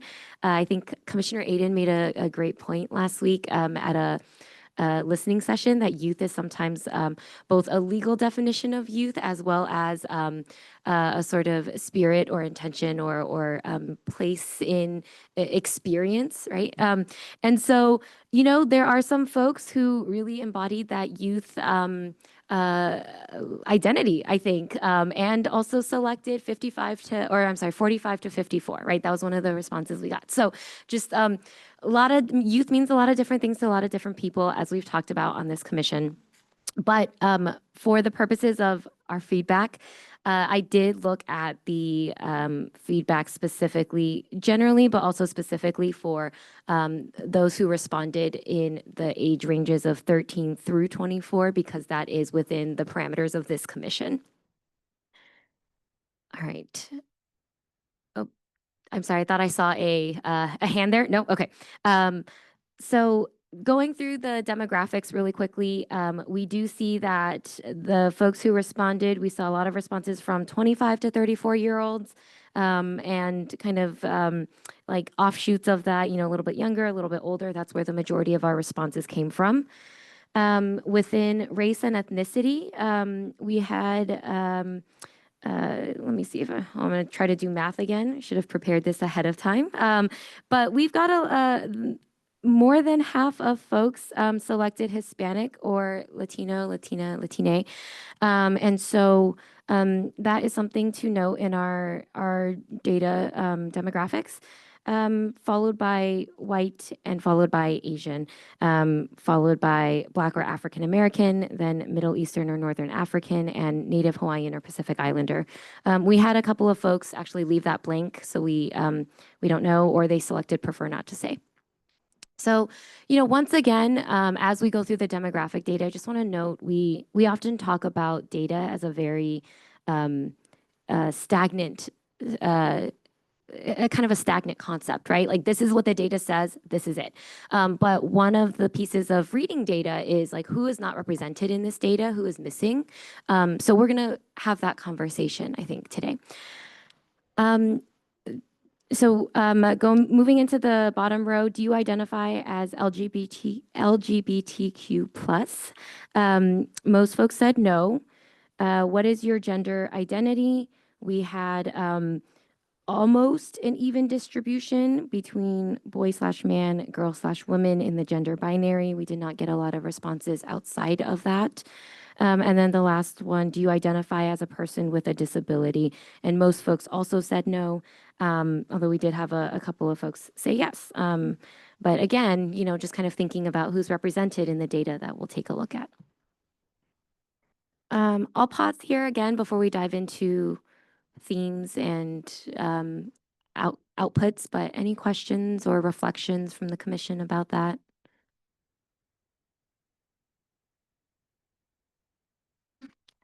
Yeah, I mean, I am concerned about the representation. Obviously, I don't feel like obviously that I assume that there's some helpful responses, but I don't feel like they were the ones that we were targeting. I wasn't here last meeting. I don't have like a lot of information of the survey itself. But my question slash just thing to think about when we do this is like, first of all, how are we advertising this? Like, where is this being advertised? Who are we reaching out to? Because I think that's a big part of it. There were a lot of people that were in the field of what we kind of do. Like, that's their career. And so that's kind of my assumption, is that it was put in a lot of like those career kind of spaces. Second, I think like further, like, what was I gonna say? Yeah, I'm concerned that there were only 5 youth. I understand that with the other data, it was a third, but 5 is not a lot at all. I do think that, I don't know how the survey was set up, but I do think if it was not this way, that there should be separate surveys targeted to different populations. If you are like in government, that survey should be specific to your experience. If you're a youth, that survey should be specific towards your experience. And because there's different ways you approach and ask questions to different people, again, it's an accessibility thing. And so if you're asking the same questions you would to a politician, to a high schooler, it's a little intimidating. But yeah, I think those are my main things. And then also possibly like, I think this survey was only put online, I believe, which I think that's another thing to think about, is like other formats that we can conduct this survey. I have like a lot of surveys come to me from like I'm in foster care. I have like social workers that'll either send me digital surveys, send me written surveys, that'll come and like specifically interview me for surveys, and it's a lot more accessible and engaging when there's other formats other than just like, here's a link to a survey if you want to do it, you know what I mean? And then also just people, there's a lot of people that just don't have access to that. And especially, I think it's like kind of contradictory to like what a lot of people think, but a lot of youth are straying away from digital devices. I'm gonna be real. I have lots of friends that didn't have any social media until they were like far into adulthood. And so like, it's kind of assumptuous to assume, like, to just think that one digital survey will cover it all. But I do think that there needs to be more effort into like filling this like kind of gap of data, especially when it's the gap that we're specifically trying to target in the commission. And so I think those are some things to think about, like moving on, how we can redesign it in those ways. Yeah. I agree. And first, I just wanted to thank you, Joyce, and everyone who has like put in the work to do this. I can definitely like see all the hard work that has come through on this, so thank you. I do definitely think that there are some clear data gaps. I think on this commission, our whole purpose is to serve youth and make sure that over adults, young people are the ones that are able to have a voice and share their perspectives, but we can see through the data and sort of like responses from this feedback is that that was not clearly represented. And I think it's really important that we try and figure out a way for young people to make up like the majority of this feedback, because at the end of the day, that's what our focus is. So I really think that that is something that is really important for us to consider. I just have a clarifying question. For the youth age legally, I thought it was 18 to 25. Is it 18 to 24? Thank you for that clarifying question, Commissioner Cislali. Yes, it is 25. So that is true. I guess when we look at it that way, we do have more folks represented in 25 through 44, or I'm sorry, can't do again. I don't know. what You're number good, you're it is. good. 25 through 33. And so yes, you're correct that we probably have more represented in that bar chart. Yes, yes. I just know like from my like who I asked, there were some individuals who were 25 that technically count as youth, but we still have a lot of other ages that are not represented. But yeah, just thank you. Thank you. Any other thoughts? Yeah, Trevor, Commissioner Trevor. See, is this working? Okay, it's working. Awesome. I feel like I share a lot of the concerns that Commissioners Jocelyn and Shay mentioned. The age thing is one thing. I also feel like we are oversampling people. As difficult as it is to get maybe a group of people who aren't as biased, because as people who are so involved in this work, we're naturally going to be more likely to have people in our social bubbles who are engaged with this. But we do oversample. Let me look at the specific term. Government staff members and policymakers working on youth issues. We do oversample people from that. And that just becomes a concern for me in terms of the validity of the data, because we have our own biases, we have our own disconnection from a lot of the work and a lot of the needs that are going on at the ground level. And in the future, I would hope if we do something similarly, maybe take a look at the methods we use to reach out to people and to provide the survey to maybe get a sample that's more representative of the people we serve, and take a look at what we can do to maybe get outside of the bubble that we're in right now. I would also mention, I feel like we also pretty dramatically undersampled people with disabilities. 2 out of 26 who gave an affirmative response. I think that's like 7 or 8%, and the number of the percentage of Californians who do have an identifiable disability is about 25%, I believe. I would hope, especially as we have conversations about accessibility and engagement and stuff like that, that we create those opportunities for people who do have disabilities to also participate, because as I'm sure many of us are aware, people with disabilities are already a pretty dramatically and seriously underrepresented group of people in our society. So in much the same way, I hope we would find ways to reach out to them more as well. But that's it. Yeah, I agree. I especially like want to jump off of like the fact that we do have like a lot of responses, like oversampling from like you're saying like people in the workforce that quote unquote serve youth or like are public servants, because I think honestly that's a big issue that I see in this commission is trying to center our work on the systems that already exist. if that makes sense, instead of the actual youth.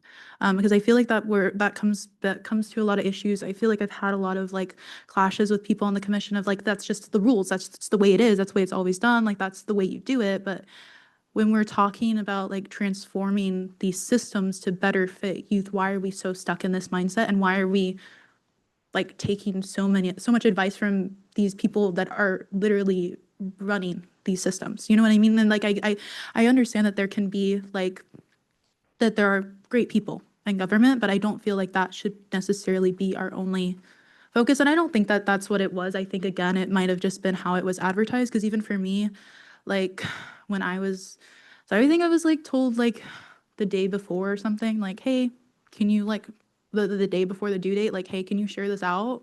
You know, can you help us get more people? And like at that point, all I could really do is like send out a mass email to the companies I really worked at. You know, I wasn't really gonna get friends and family and people to do it. I wasn't really gonna be able to engage with my community in that way. And so, yeah, I honestly, I really do, I would like to see this redone in a survey specific to youth. I'm gonna be honest, like, and specific to community members, because I think it's a little bit of an injustice to just throw out one general survey to everyone, especially one that seems to be very geared towards elected officials and public servants and people that serve youth, because obviously their input is important, but I'd like to strive away from that a little bit, because I feel like that's where we get into a lot of spaces where it becomes a space for those elected officials and for government and for politics instead of for youth, if that makes sense. If I may respond to that, because I appreciate the ask of a youth-focused survey. Um, the commission's recommendations on questions on like, how can we engage youth in the survey? And there's a larger discussion coming later about youth not responding to survey and surveys not being the base data collection process. And I also do want to share that like different spaces, it was advertised and links went out to commissioners to share this a bit sooner as well. But it was shared. I'm a member of the Child Welfare Council. I'm a member of the Empowerment Subcommittee within that, and there's a lot of organizations who serve youth who fit a lot of the categories where youth are underrepresented here, and trusted adults and professionals who work directly with those young folks were asked to have conversations with them with that. As well as within our office of community or Office of Community Partnerships and Strategic Communications, a lot of their grantees also serve youth, and I asked that they work directly with their youth leaders to implement into their community. I think that, as you mentioned, our reach and marketing isn't large because the only marketing we have is our website without any social media. It was shared from my LinkedIn account, which is followed by a lot of practitioners in the field and young leaders across the state. And I also provided language on how we can do that. But I think what you mentioned is very relevant, and a lot of the language in the survey itself wasn't geared towards youth. So that's a recommendation that I have, is that you all, what questions would directly speak to young people and a process for that? And just before we answer that question, because I think that's an important one, we do have a slide that shows what those questions were. So you can kind of take a look here at what we asked, and if there are recommendations on what would be more youth inclusive language or youth engagement mediums we could tap into, I think that would be really helpful. Yeah, I think first of all, like I agree with you that these organizations are important first off. I wasn't necessarily talking as much about people that work directly with youth. I'm talking about the fact that the majority, like the biggest group of people that did responded were elected officials, which I don't think is appropriate to the work that we're doing. Again, because I feel like it just kind of reinstates the same kind of systems. Again, not to say that you can't do purposeful work in government. Again, there's just that bias there, you know? Second of all, yeah, I apologize because I would have like done so much more. I did like look over as much as I can, but like again, it was accessibility issues. I was having issues even joining the meeting, and even afterwards, I have so much crap going on to where I can't sit through and just read a document by myself, you know? Like, afterwards. And so I just couldn't. But I think there's a lot of ways, like, and I think too, like just saying like, oh, we're asking youth serving organizations to work with youth on this. First of all, it doesn't mean that that's happening. Second of all, like, that's not the same at all from getting direct responses from youth, because talking like as me as a young person, talking to social workers, talking to teachers, talking to schools, talking to like people who are trying to survey me, there's just things that I don't tell them because you can't, you know, like there's direct criticisms to those organizations and systems that you just can't bring up in that context, that are important. And there are issues that youth just don't feel comfortable bringing up in front of other people that they might feel comfortable bringing up in an anonymous survey. But no, I do have a lot of like ideas of how to get it out there and like things that I've done in the past. Like I don't think that it would be like a completely helpful use of time to like sit here and list them all out, but I do think that there are like a lot of ways to engage youth. Again, I think that the issue is a lot like this was like completely online. I think that there could have been a lot of engagement with the community. I think it's just again hard with the manpower that we have, because I do think it takes a lot of like teamwork to really get it out there into these communities. Because again, just posting it online isn't really going to do much, because I'm going to tell you like day to day, people that I know that aren't necessarily usually interested in politics that are youth are not going to sit and click on a survey just to click on a survey. I don't think I've ever clicked on a survey just on social media ever, you know, and I actively work in this stuff because you don't get much information. You don't know what it's for, what it's going to. And so like I love the fact that like the listening session was at the high school. I love that you guys partnered with high schools to go to high schools and do that. Like maybe we should be doing that with our surveys. We should be like, hey, we're doing this work. We want to engage with our youth. Can you send this wide out to your youth at schools? Like, are you willing to have listening sessions? I think the wording too, I can pick apart, but I don't think it'll be a clear use of our time. No, I think what you've shared so far has been very valuable, and the Possibility Lab is going to actually take us deeper into that conversation and ask for these questions and recommendations as well. So I think that would be a great place.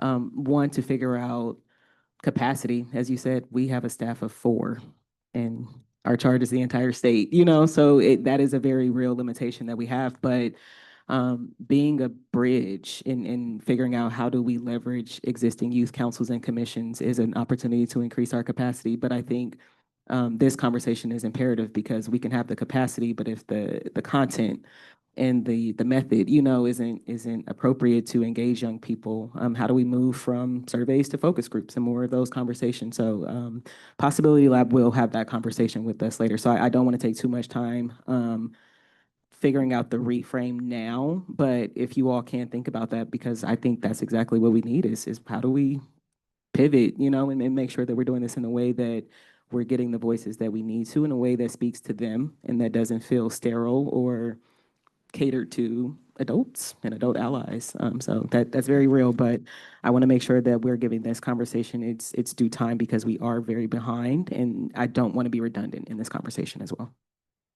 I would just like to very briefly add in relation to the numbers that we just looked at specifically, and to kind of second what you said and echo those statements. How we do outreach is going to be very important. Yeah, we're going to talk about that more with the Possibility Lab. We've had a lot of different conversations in the past about what is the best avenue to go. Our focus group's better, is surveying better, which based on the data that we've just looked at, it's somewhat indicative that surveying is likely not going to be our most effective option, especially considering who these are being sent out to. I personally sent it to a lot of different people, and not a single one of the people I sent it to filled it out, and these are all people under 26. So and that's my network of youth advocates, people who are actively doing this, but the reality is youth like to be incentivized. So we have to kind of talk about that. And maybe if we're attending more advocacy events, I don't know if that's an option for us or what our limitations are to tabling or in any way attending different advocacy events, like conferences, things like that, and having a table. You have no idea what youth will do for a fidget keychain. It could be a piece of our swag, possibly. So if you say, yeah, you can have this keychain, all you have to do is fill out this 10-question survey. That might be a way. We'll talk about that more with the Possibility Lab. I just wanted to kind of second what you said because I absolutely agree.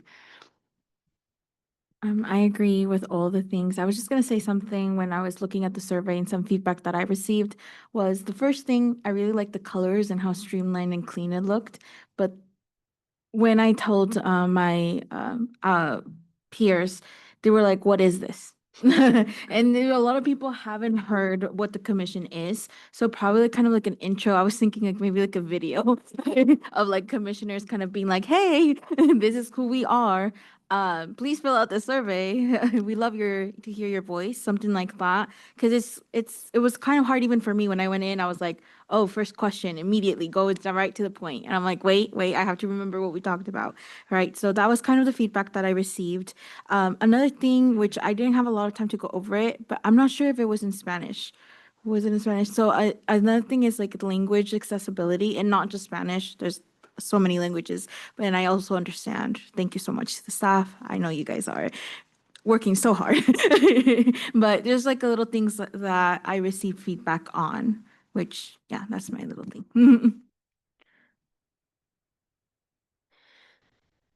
I would like to second that. I totally forgot. I did receive feedback. A lot of the people in my community are Ukrainian. So that is a factor that I'd like to mention, is that there's a lot of different languages that we could have this in, just to make it so that if we know for certain that we're going to be sending it to someone who might not speak English very well, that they're still able to respond, because these are communities that are predominant in a lot of different areas. So yeah, thank you for mentioning that. I totally forgot. Yeah, I think that's an interesting thing to think about moving forward, is just language accessibility, because also just like um like targeting it towards youth, but also like there's a huge illiteracy crisis in America, specifically with our current youth population, specifically with the groups that we are like trying to serve, especially if we're asking like kids as young as 13 to sit and fill out this survey.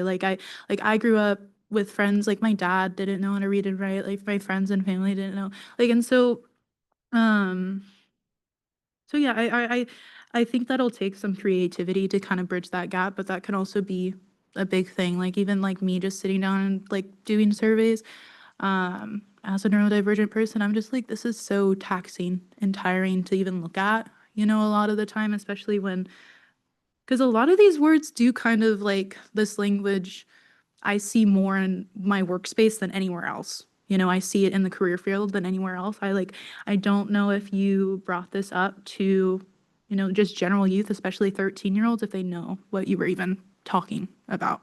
You know what I mean?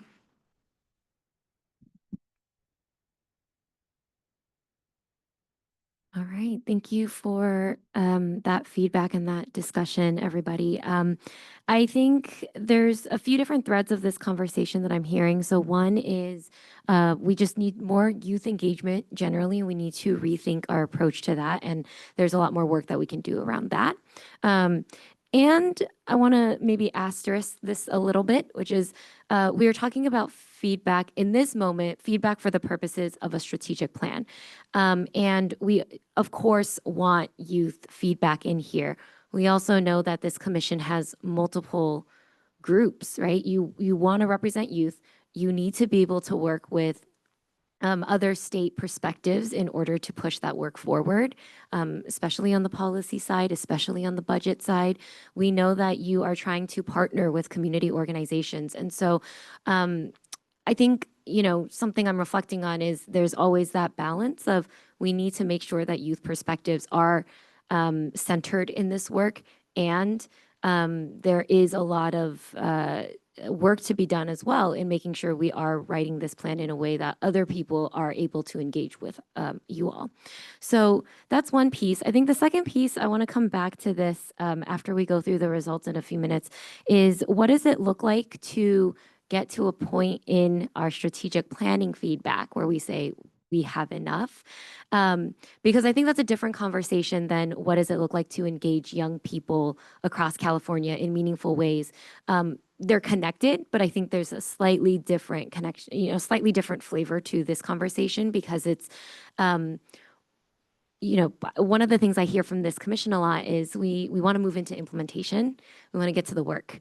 And so what does it look like to balance doing this, setting this plan very intentionally with youth engagement, but also knowing that the longer we talk about, wordsmithing the vision, the less it enables this commission 1 year in to be able to go and plan what policy to look at, right? How to explore more of the budget. So just wanting to be mindful of that. So I'm going to plant that seed and then I'm going to take us through the feedback and then we'll happy to take any other comments. Here on this slide, these are the questions that we asked, right? So we asked 8 multiple choice questions between strongly disagree to strongly agree, and 3 optional open-ended open response questions in case folks wanted to share anything related to their answers or anything that we didn't ask. So similar to the July meeting, what resonates, what's missing or needs editing, what questions do you have, what needs to be clarified. This next slide, oh, nope. Here we go. This next slide shows what we heard across the survey, again, recognizing it's an imperfect sample. But overall, folks were pretty happy with the work of, what you all have done to draft the mission, vision, values, goals, and objectives. We'll take a look at the numbers specifically, but people were pretty positive reactions to that. When I looked at responses from ages 13 through 24, again, limited sample size there, very limited, youth also reflected those positive responses. So we did hear a couple of folks say, like, I'm not really sure what this means, but it didn't come from these groups. They came from older populations who were participating in this sample. So that was interesting to observe. The third piece we heard is in open-ended comments. So we took a look at all of the comments that were shared, and where there was feedback, we actually coded each one, which means we took a look at them and decided, okay, do we want to incorporate this into the strategic plan now?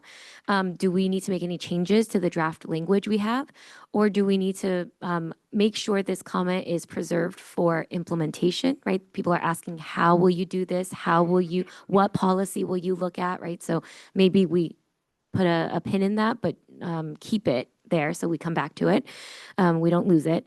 And then the third thing was there any feedback that we thought could be built out as part of the explanation, knowing that we can't create a 50-page document? Like when you give that to a young person, they don't want to read 50 pages of like, what do we mean by accountability? What do we mean by transparency, right? So maybe some words we keep there, but then we build out as more of the explanation because people do want that information, just not everybody wants to read it in essay format, right? So that was some of the stuff we looked at. But overall, folks agreed with the strategic plan and they wanted those details about implementation. So that's where we saw the highest number of like those types of comments. Some participants also mentioned, again, wanting that simplified language, but it didn't come from the youth populations who selected 13 to 24. That came from older adults in our sample.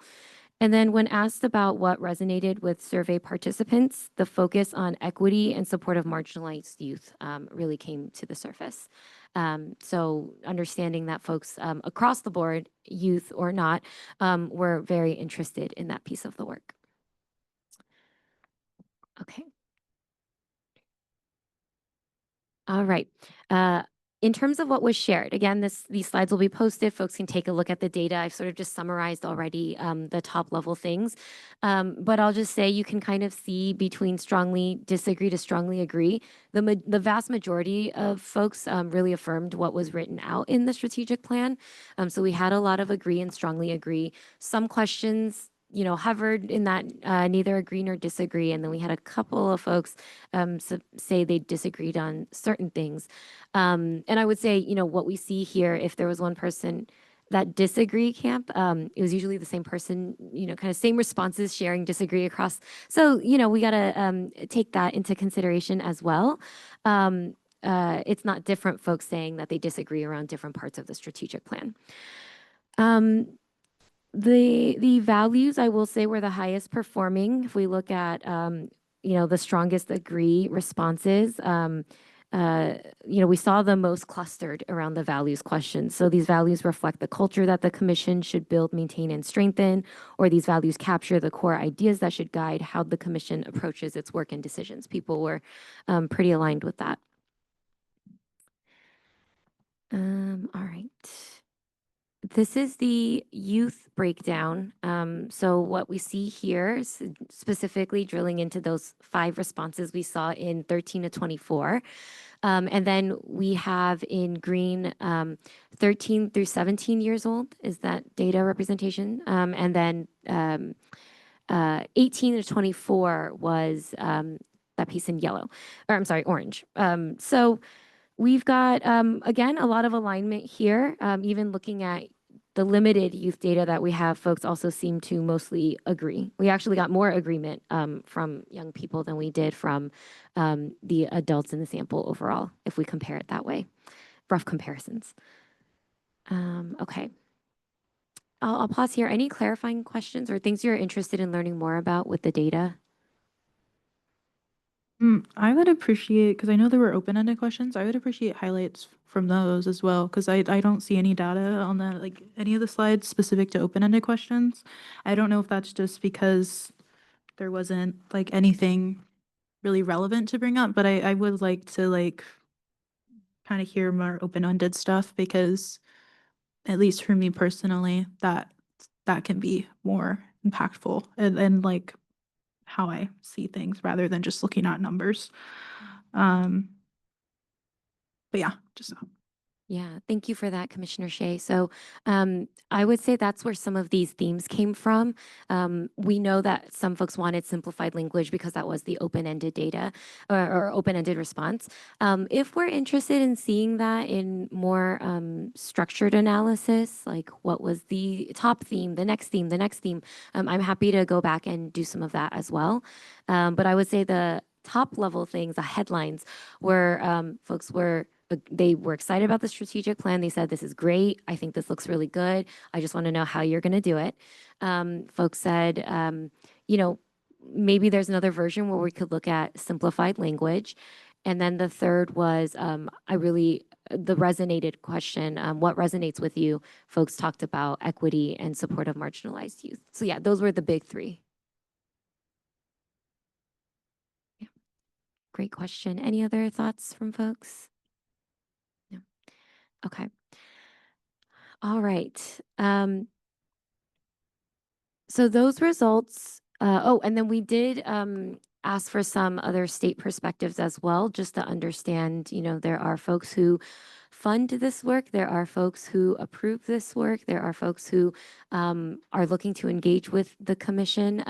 So some things we heard was, let's make it more explicitly connected to AB 46 to, I think, the point that many of you brought up, like a lot of folks don't know who the Youth Empowerment Commission is. So pointing them to something that has clear legislative outlines of like, this is what the commission can and cannot do. So connecting it back to the legislation. The second was we have to see if, make sure this is implementable, right? Make sure you can do this work.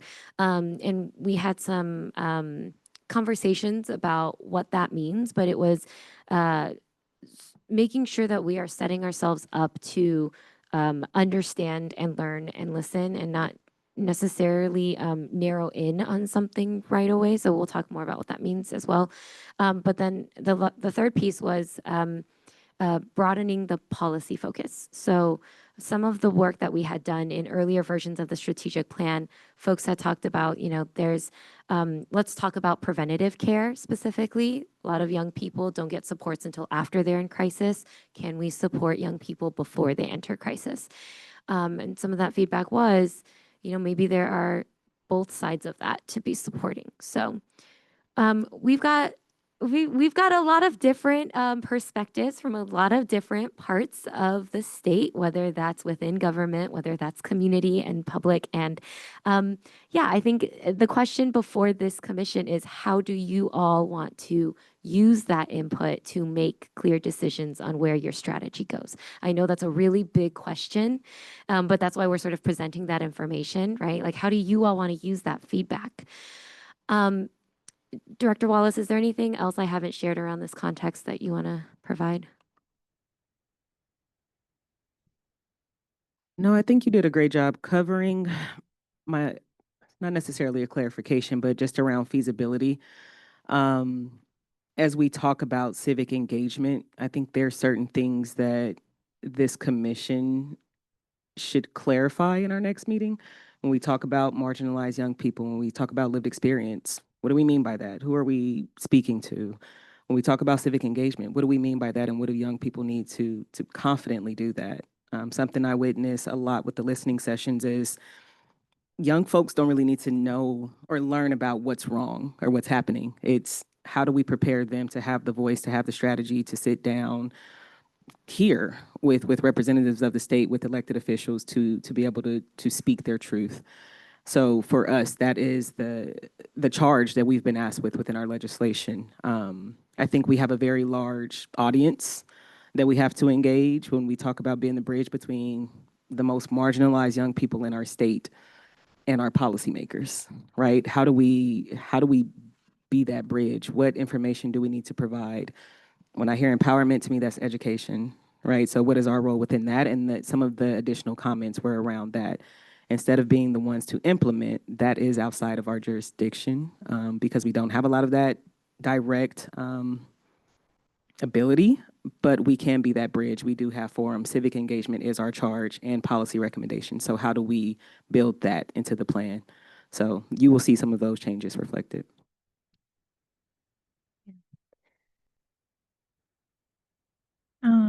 Can I just say, I think like it was a question previously just about how we balance like implementation and action.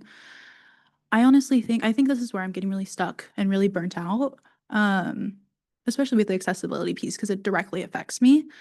Is that there hasn't been any action. I think that at least with the strategic plan, I guess my question is, which I'm leaning towards no, is this like permanent? Is this like something where, or is this ever changing? You know what I mean? Because I feel like it's like we're kind of stuck on like this has to be perfect. This is what we're gonna, but like I can't do my work until there's some action taken to make it more accessible for me and my community, if that makes sense. Like I can't even do the work to even think about how I might do some of these things until there's some action taken. And so like I think the bylaws is a great example. Like I think we're so hung up on like I feel like I'm writing a manifesto instead of an actual plan. You know what I mean? Like I feel really stuck.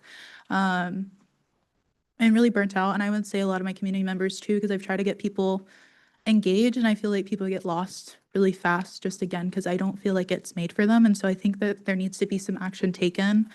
And I think we might need to accept that we just need to try to start doing things and see what works and revisit over like the regularly revisit. Cause I feel like I'm getting to a point and my community is getting to a point where we're not seeing anything change to like benefit us and welcome us to the point.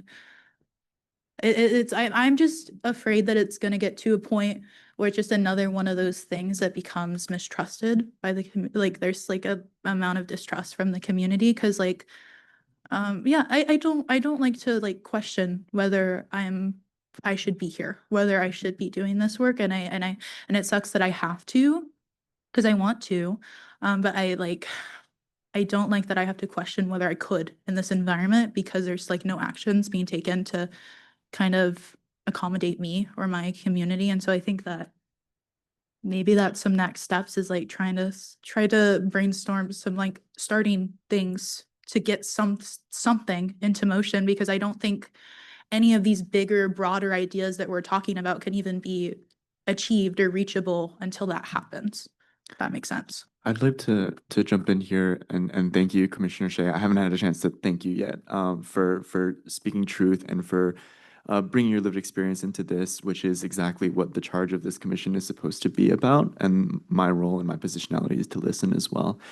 And I think that part of what comes to mind is, you know, when we started this commission, and the words that we keep using are one of the main ones is bridge, right? We bridge youth to government. We bridge lived experience to action. And I think it's important to to highlight, like this strategic planning is not built. It's not made for the communities that we are called to serve, right? That is like in its definition, right? Like because it's such a business and government and kind of process that like a lot of youth including some of us, like we feel like this is not a space for us, right? And so in the spirit of like as trying to be a bridge, right? We have to trust a little bit in ourselves to find a place where we say this is enough and we need to move into action. I think that's what Joyce and the commission staff are really trying to get us to is like, you know, this strategic plan is like basically part of our ethical responsibility as a state commission. We need to have some type of plan because that's kind of how our government works, and these are the systems that we are working within. But once we have a plan in place that we as representatives and as speakers of our lived experience are able to feel comfortable with enough, then we can get into the action and plan. I think that's what we're really like eager to do. So I feel like I'm really much like resonating in what you're saying, and I really hope that once we as representatives as youth commissioners say like, okay, let's move forward, then we can really do that, because like we can't even have a committee on community engagement until our strategic plan is like at a place. Right. So I think that's why I feel both like nervous but also excited that we're at this place, because once we're able to have quorum and we feel comfortable in approving something, then we can get into the implementation plan, which I'm really excited for Joyce to lead us through and guide us through, and we all work together on. So thanks, Commissioner Shea. Thank you. Thank you so much to both of you for bringing up these points to kind of connect these ideas. Something I want to talk about is that we can absolutely include the ever-changing nature of our bylaws in our strategic plan and have that be a consistent review that we have in our meetings, to make sure that we are consistently staying true to our values of, are we making sure that this is accessible? Are we making sure that we are doing this not just to honor the youth and respect the youth perspective, but also to make sure that we're including them in a conversation in a way that's dignifying to them? So I in no way want to dismiss or in any way like invalidate the part of our strategic plan that is, we need to meet our overarching goals, and we need to follow the legislation. We need to make sure that we're making those connections to AB 46. Simultaneously, it is still within our charge to have people on the commission who are from these disadvantaged populations. So yeah, reviewing our bylaws, making sure that we are doing things in a way that is accessible to the commissioners. We're setting a precedent here for a lot of other commissions. We are trying to set not just a framework for us, but for the future. And if we end up working on having another commission that follows ours and follows our sunset date, what is that going to look like? So right now it might seem a little bit redundant, but we do need to continuously revisit that and make sure that we are honoring the people who we are serving and honoring ourselves, because we are those people. No, I agree. Like, yes, that's exactly where I'm going, because I feel like that's where a little bit of my frustration comes from, is like putting these ideas out and nothing, which I get. It's a part of the process, but I feel like we're looking way too far ahead. Like even the survey thing, I'm like, everything about the strategic plan, like, oh, we want feedback, we want input, but like at this point in the environment and like the structure we have, I don't think that we're going to get that until we start some action items, because we just don't have youth here, and that's an issue. And so like, we're not even going to have all the information and data that we need to create a fully fledged strategic plan for far into the future until we get that youth engagement, and that will take some action items. And so that's where I'm at too. Like I'm really tired of like debating wording and whether what's important, what's not, especially when other youth are not in the room. You know what I mean? And so that's where I'm at too. I don't want to cut you off, Commissioner, but that's exactly what this meeting is to wrap up the strategic planning process. Part of being civically engaged and engaging with community and young people, it's our duty to have a public comment period to receive the feedback. We didn't get what we want. We didn't get it right. I think the conversation we'll have later today is how do we want to move this plan into motion? So the language here that you'll see today, this is pretty much what it will be. The hope was to vote today, but we don't have quorum. So I agree. I think we share that same sentiment in being ready to get to the work. So I hear you, and in the essence of time, I'm going to move us forward so that we can get to those conversations that I think we're all ready to take a deeper dive into. Okay, great. Thank you all for really, I think, important points to highlight. And yes, I think what I'm hearing is there is a lot of alignment here. Like, we all want to do the work. We share that frustration, commissioners, staff, consultants. I think the work is important, and this strategy. So, to answer the original question, Commissioner Shea, is this is a 5-year plan. It is meant to be a guide. You use it as uh, a way to guide your direction as a commission. It is a way to signal your commitments to your community and your constituents. It is a way to signal to partners how to engage with you and how they want to work with you or how you want to work with them. Okay, so we want to be intentional with our language, yes, but I think that point about digging into words, and let's go back and get more feedback from community members about the wording of our mission statement. And I hear that point all the time. I need housing. I need clean drinking water. I need my education system to do better for young people. Asking me to go back and listen to this going back and asking folks to share feedback on rounds and rounds and rounds of revision. Maybe some folks want to do that. Some folks are like, tell me when you've changed some policy, right? So that's the question before this commission, right? You all want to get into the work, let's do that. But we kind of need that direction from you all to tell us. So, okay, so let's go into it. Once again, if we could, oh, there we go. I never know. Is it user error? Is it the technology? Is it something in the air? Who knows? Okay, so I'm going to review this very quickly. I know we have lunch because we don't have quorum today. The conversation, I think, did need to be on meaningful engagement and like really making sure we're comfortable with that before talking about approval, right? So we won't be approving today. We don't have quorum anyway. We're going to go through this and then let you all kind of digest this information over the next couple months, and we'll bring it to our November meeting. Okay, at that point, I think what I will ask is if there are changes that you all would like to see so that we can move into the work of action, please bring like specific language or, edited versions so that we can work it through together and then move into committee work. So originally we had some questions to consider. If it's helpful for folks to think about it in this lens, you can, but again, we'll have more of the discussion in November. So things we want to know is, do the top layers, mission, vision, and values reflect who we are as a commission? Do these goals and objectives align, right? Does everything seem to feed up together? If we care about transparency, is that coming through in our goals and objectives? Does this plan align with your charge and your capabilities, what the legislation says you can do? Do the goals and objectives position you all to make the greatest impact you can in the unique position that you hold in the state of California, right? Not repeating the work that's already been done. And then if there's any other thoughts you'd like to share. So just some things to think about as I go through this review. Okay. All right.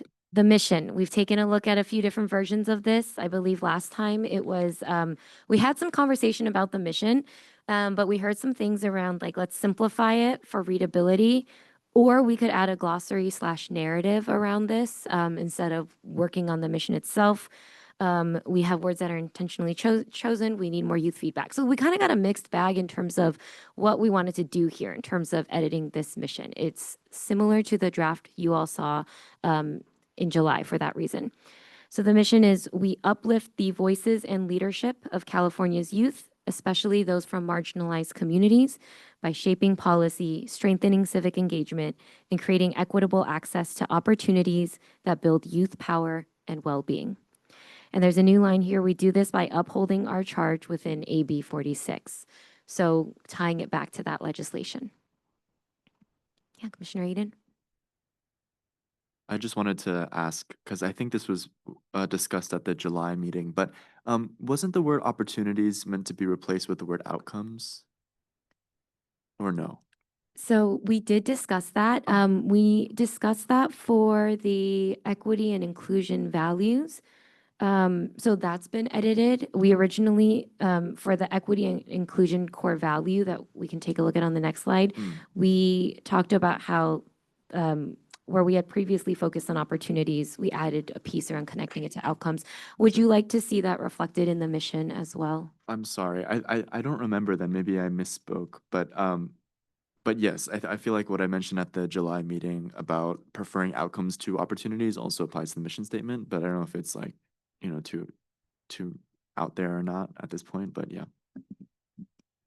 We can talk about that later. So I just wanted to ask in case it was missed or if it wasn't. It's a great flag. Yeah, appreciate that clarification. So we will make a note of that for the mission as well. Yeah. Okay. The vision is asking what is the future we want to build, right? So the vision that this commission workshopped in real time in July was a California where all youth thrive in just, inclusive systems that reflect their lived experiences and support their futures. So we've got that. No changes from July. I think the commission at that time had said folks were feeling pretty comfortable for folks who were able to be part of that conversation. Our values. There has been some edits on the language here, but for the most part, the headlines remain the same, right? So your core values are youth power and leadership, equity and inclusion, authentic engagement, collaboration and partnership, transparency and accountability, proactive and systemic solutions. And I know there are folks who ask, like, what do we mean by that? And that's what the language underneath is for. The edits we made here, we previously had talked about we expand access to opportunities. And so that language became we expand access to opportunities that lead to meaningful outcomes and improve the quality of life for all young people. So that outcomes piece there. We also had some conversation about the need to dial up the accountability piece under transparency and accountability. So we added this sentence in the beginning, we are accountable to young people through clear communication, follow through, and honest measurement of impact. And then there was a question about how technology, that second sentence, connects to transparency. So we also clarified that in that description. One thing I do want to honor, and we'll take feedback on this in November. Folks are feeling strongly about it. Is originally the first sentence said we are accountable to and hold others accountable to young people through clear communication, follow through, and so forth. It no longer has that hold accountable piece because I think the question was, what does it look like to hold others accountable? How do you all do that in your charge as a commission without overpromising? So we can come back to this conversation if that feels important, but that's why that change is there. Okay. All right, we have 5 strategic goals. This is where we saw the most shift based on the feedback. So again, thinking through, we need to be clear, we need to connect it to the legislation, we need to simplify. So our goals will look some similar, some different. Goal 1 is now focused specifically on the policy and legislation charge of your work. So strengthen youth-related policy and legislation to expand equitable access to youth programs and services. This goal used to focus on barriers to access, remove those barriers to access. And this one now clarifies the way we do that is through policy and legislation. And that's what goal 1 will focus on. Goal 2, previously talked about preventative care models, right? This idea of like, oh, we want to make sure that we are supporting young people before they enter crisis. Because of the feedback we got, this goal now is separated from goal 1, and that budgeting is its own goal, and some of the ways to think about care, not just preventative care, but care broadly before crisis, after crisis. Some of that work can be around funding. So goal 2 says to examine and inform the state budgets that respond to youth needs. Goals 3, 4, and 5 are the same versions that we saw for the most part from July, maybe with some language simplified. So trying to use plain language. So for example, goal 4 used to be titled youth ecosystem, right? We got some feedback, like we're not really sure what that means. And so we changed it to connected youth networks. That's sort of the flavor of the edits that we made throughout those 3 goals. All right. Thinking through time, I will just note that because of the changes we made in goals 1 through 5, we did have to shift some objectives around. So what we saw in July, 1.1 was actually focused on funding, but that doesn't make sense under policy and legislation anymore, right? So that's a lot of the changes we saw. The other big change here is we also added some work. If we're going to focus specifically around policy and legislation and budgets, that makes folks nervous based on some of the conversations we've had. And so we added intentionally some initial objectives, 1.1, 2.1. It says increase commission and community understanding of the state policy making process. Right? Just to like do that work so that you all can do this work with integrity, so that community knows how to engage in this work. Let's build that understanding first. Let's start with that. So we made that an objective. And then 2.1, similarly, it says increase commission and community understanding of how state funds are allocated to support youth well-being. That's not the only work that you all will be doing, right? But that felt very foundational to add to these goals in the ways that we changed them. All right. With that, that's a bit of the big headlines there. I want to make sure that folks feel comfortable with the objectives, but I'm trying to balance that with time. The rest of the objectives, I will say, maybe were versions that you all saw in July, and we, like what was previously under, again, goal 1 is now under goal 4 for that reason, right? Because of the restructuring. And the language has been revised so that you all can remove some of the technical jargon, try to get into more plain language. So we won't go through these one by one. If there are initial reactions or things that are jumping out to commissioners, initial questions that you have, please feel free to ask. But then we'll go into November and really try to do most of the workshopping there. Thank you, Joyce. If I may, I also don't want to lose a lot of the great conversation we had throughout the workshopping process.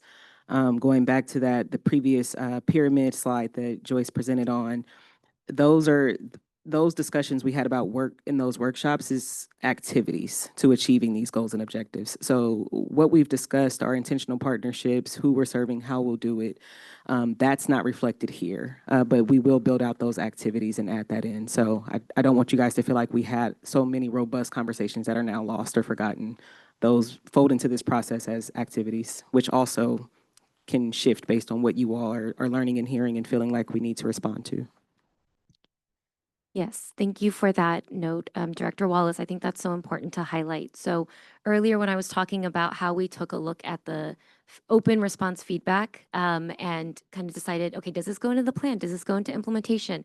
We're doing the same thing with all of the workshop content that you all have discussed and covered.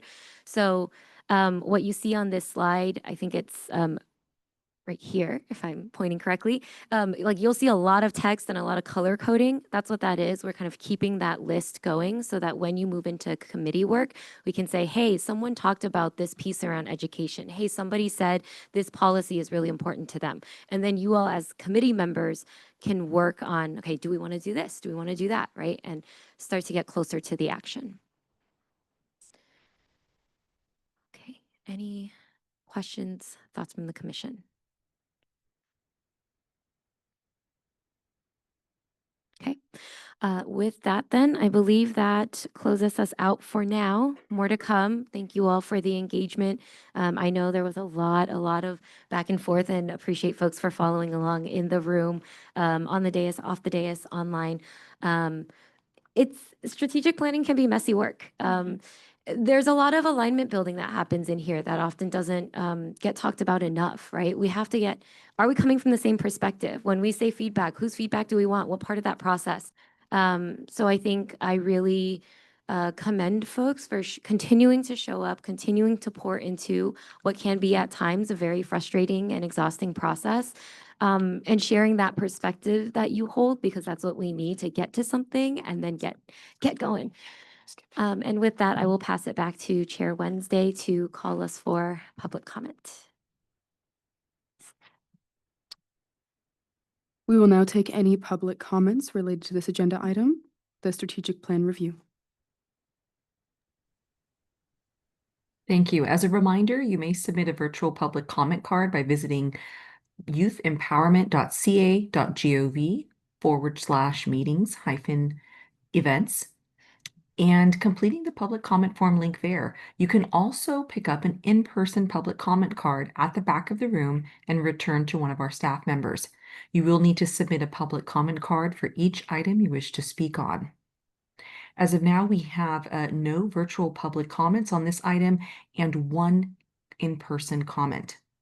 We will have that in-person public comment first, and that speaker will have a maximum of 3 minutes to make their remarks. Speakers requiring or using translation services are allotted 4 minutes to facilitate full participation. Whether you are online or on the phone, Chair Wednesday or staff will notify you when your time is up. After that, we will mute your microphone and you will not need to take any additional action. For those in person, when you hear your name, please line up by the podium in the order of your name was called. I will then call you individually. For that one individual, we have Betsaida Areula. Please come to the podium. Hi, me again. So I just wanted to make some comments, ideas, thoughts on this conversation. Some of my ideas were regarding the community engagement and youth civic engagement capacity component. I wanted to echo some of the comments that the commissioners mentioned regarding connecting to schools. An idea for that could be community service hours. Every high school has to have community service hours, and that with the work that I do in the high schools, they, even though they don't want to do some of the work, they have to, because they have to graduate and get community service hours. And then that just leads to more engagement. You get to connect with youth directly. Tabling during lunch. I do a lot of tabling during lunch. They might not know who you are, but they are very curious to know why you're at their school and who are you as a person and why you're there. Another a thing that came to mind was connecting with youth collaboratives. I'm part of a youth collaborative in Monterey County, and there's so many different organizations that work with like youth directly. So just connecting with those groups of people that are already established with those youth. I echo reducing language barriers. I found it really difficult to understand. It took me a long time to really understand what it was asking, and it was very long. And some ideas also are just to identify champions in these counties. Like, I would have loved, if I had more time, to share, you know, this survey with youth and teach them a little bit about what the word was. And there is people, I mean, if I have the capacity to do some of this work, it might not be fully to the extent that you guys are doing it, but I would have loved to go into the high schools and just to kind of add to that, there is principals out there, especially in rural areas, who are so happy to have you during their lunchtime because they don't have those services come in, or people wanting to help and educate their youth. So every time I talk to high school students, sorry, now my time's up, but every time I talk to high principals, like, they want to, they allow me to come, be like, whenever you want to come into my lunch and teach them about anything, create a survey, teach them about the survey, they're always happy to have me during their lunchtime. To help with volunteer hours, community service hours, any of this. So yeah, if this is, and I don't know if it's going to continue to be open or not, but I would be happy, and I know the principals would be happy to have me in there and bring their youth into the lunchtime and just teach them a little bit about what this wording means and how to answer that. Thank you. Thank you. And that concludes public comment for this item. Back to you, Chair Wednesday.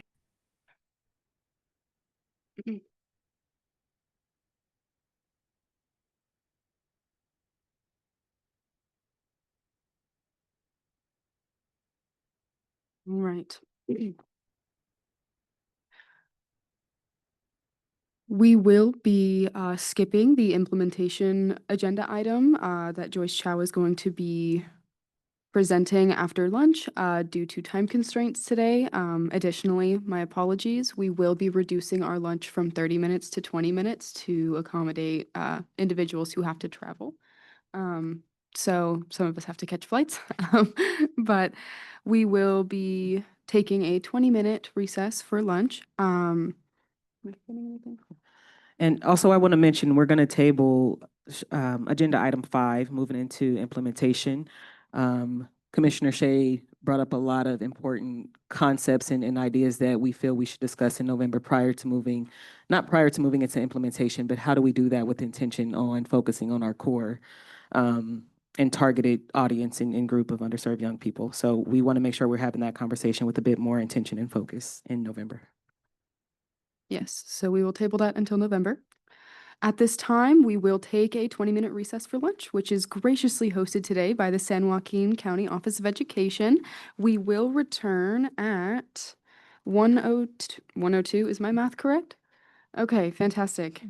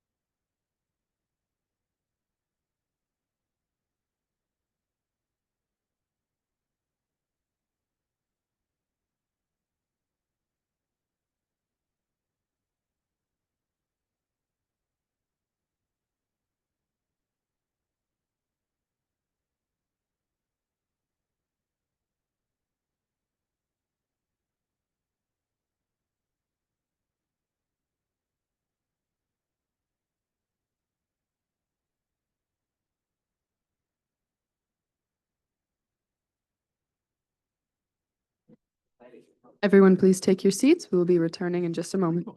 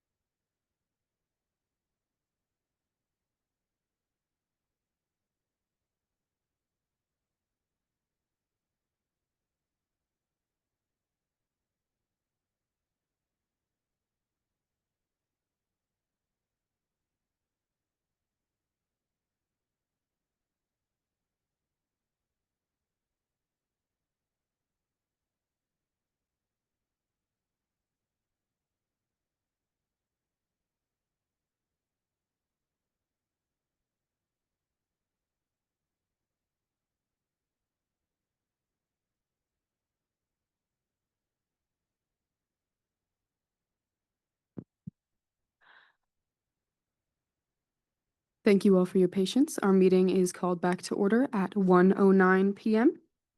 We will now move into agenda item number 6, the Youth Commissioner Survey. Review and approval and discussion on Digital Youth Summit. For this agenda item, we are joined by the Possibility Lab at UC Berkeley. Please welcome Executive Director Dr. Amy Lerman and Director of Community Outreach Kate Sadowski from the Possibility Lab.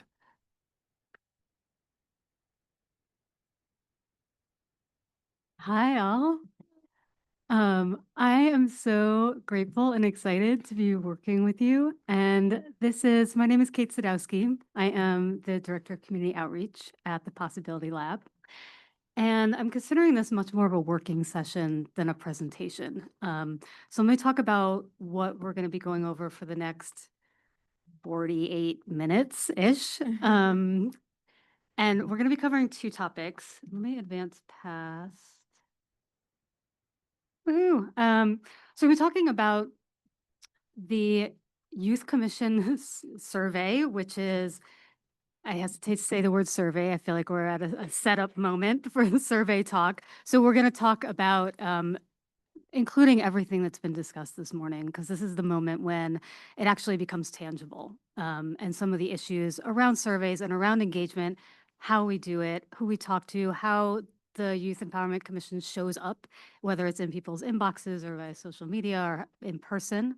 And this is where we get to really play with that in an actual action initiative. So I'm really glad that I get to be kind of the action item in your day. So goals for today, we're going to kind of split the time into 2. So the first half, we're going to talk about engaging youth commissions across the state. And the second half, we're going to talk about a youth commission summit. So the youth commission engagement of the survey is going to answer some questions that will help the commission set up to bring youth together as a whole, and what their needs are, what their priorities are, what their experiences are as a youth commission, so that you can support them in that capacity building and in that civic engagement. So first thing we're going to do is talk about this survey. And there's a number of pieces to this. So as you talked about this morning, it's not just the questions on the survey, it's the tone of how you show up. So this is the first time that people are hearing from you. They're the first time that they even think about what the Youth Empowerment Commission is, or that one exists. So this is really your welcome to all of these groups of youth that you are hoping to engage. So the purpose of this Youth Commission survey is really twofold. So one is that introduction of the Youth Empowerment Commission to youth commissions across the state and to young people. So that's the engagement piece. It's simply saying we're here and we're here to support you, and we're going to do that in these ways, and we want to hear about your experience. So within that, there is the tone, there is the accessibility piece, and then the second part is the actual questions that we're asking. And these questions came from conversations that have happened in previous meetings about what you all wanted to know about the experiences of youth and youth commissioners in California. So what I'd like us to do is go through these questions um, as the questions themselves, and then we can talk about the platform, whether survey is the right way to do it. How do we help youth to feel seen and heard and want to fill out this survey? How do we incentivize this?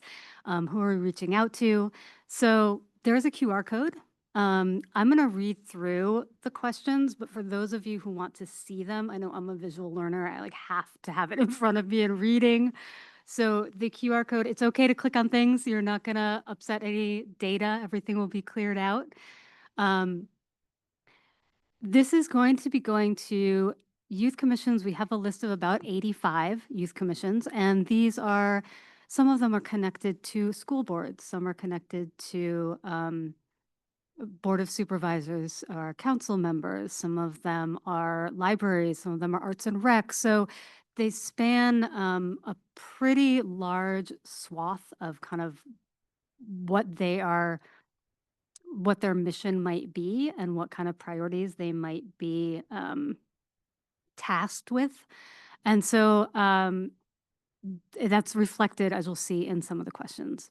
So if you want to take out your phone or other device and go through the QR code. Otherwise, I will also read it through. And again, I see this as a working session, so please chime in.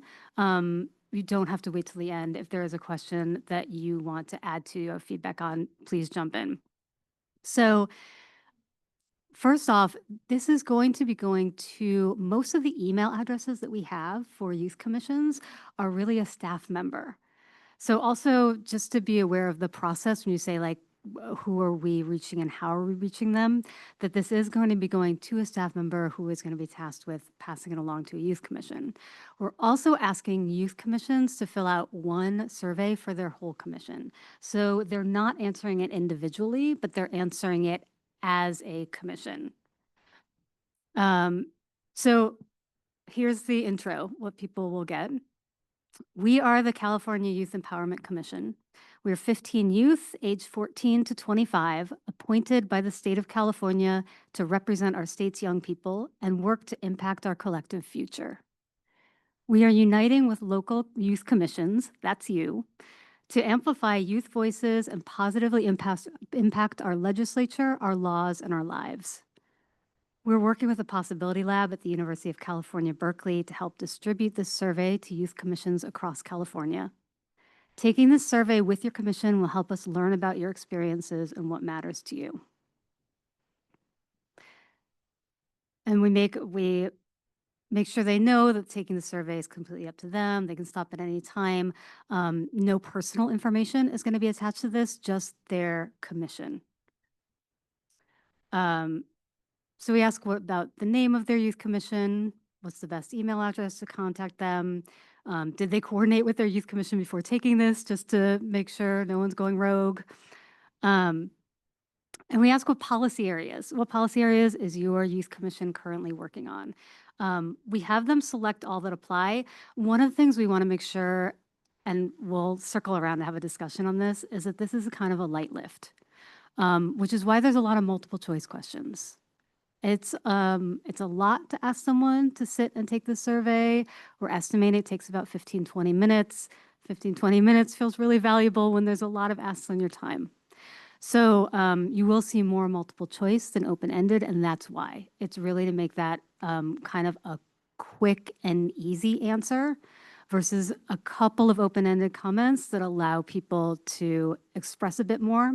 And that's kind of a trade-off of can we get more people to take it easily and quickly versus the depth that we might get from getting fewer people in conversation to answer questions more deeply.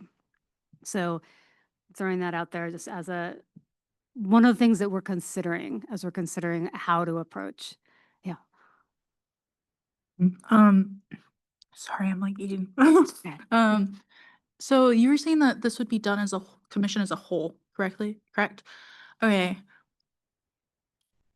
My only hesitation with that, like, first of all, will they actually do it as a whole? Will, like, how likely are people gonna do it if it is that as a whole? Like, if somebody gave us a survey right now to sit and do as a commission, would we sit and do that in a meeting? You know what I mean? There's that piece of it. So I'm concerned that either one, people just like commissions just won't do it, or like two, it's just gonna be done by whoever, like whatever staff leads that commission. But I think it should be an option to do it as a whole, but I think that we should also, it would be good to invite individuals because I think that we'll get more information that way, maybe. Well, I would have to look at the questions a little bit more to see like specifically if it's like just like basic information about the commission, but I don't think it's plausible, as somebody who's like served on this commission and previous commissions, I don't think it's plausible to just sit, like make time in one of these commission meetings to just sit and do the survey I together. hear you. Yeah, it's a risk for sure. So let's circle back to that. Let's go through the questions and then circle back to that and see if the questions make sense. It is absolutely a risk that someone can say, yes, I'm answering this for my commission, and possibly not be. I think too, when we specify like, oh, answer this as a commission, then it's gonna like just one per commission. I'm just more hesitant, more than anything, that it just won't get filled out, period. You know what I mean? When we're saying like, oh, we want like everybody to do it, either it's good, like it'll be one person, which is, you know, fine, it's still some data, but I'm like also just concerned that it won't just get done, period, because it's like laborious to sit in a room of like 15, 20 people to decide what to put on the survey. Noted. Okay, let's go through and come back to that and see if there's a way that we can mitigate that a little bit and increase the likelihood that it will be done by a commission. So question 6, what policy areas is your youth commission currently working on? Select all that apply. So these most of these topic areas were actually taken from some of the research that the Youth Empowerment Commission did earlier this year. Climate and environmental issues, adoption and foster care, houselessness, homelessness, and housing, juvenile justice and criminal justice, mental and physical health, substance use and abuse, technology and social media, youth volunteering, K through 12 school issues like attendance, culture, policies, higher education issues, career readiness and employment, and there is an other for them to specify. There's also an option to say they do not work on any specific policy areas. Similar question, we asked, thinking about youth in your community, what do you think are their most pressing policy priorities? And in this, we asked them to select the top 3, because given this moment in time, it is so easy to check all of them. And then the question of who determines your commission's priorities.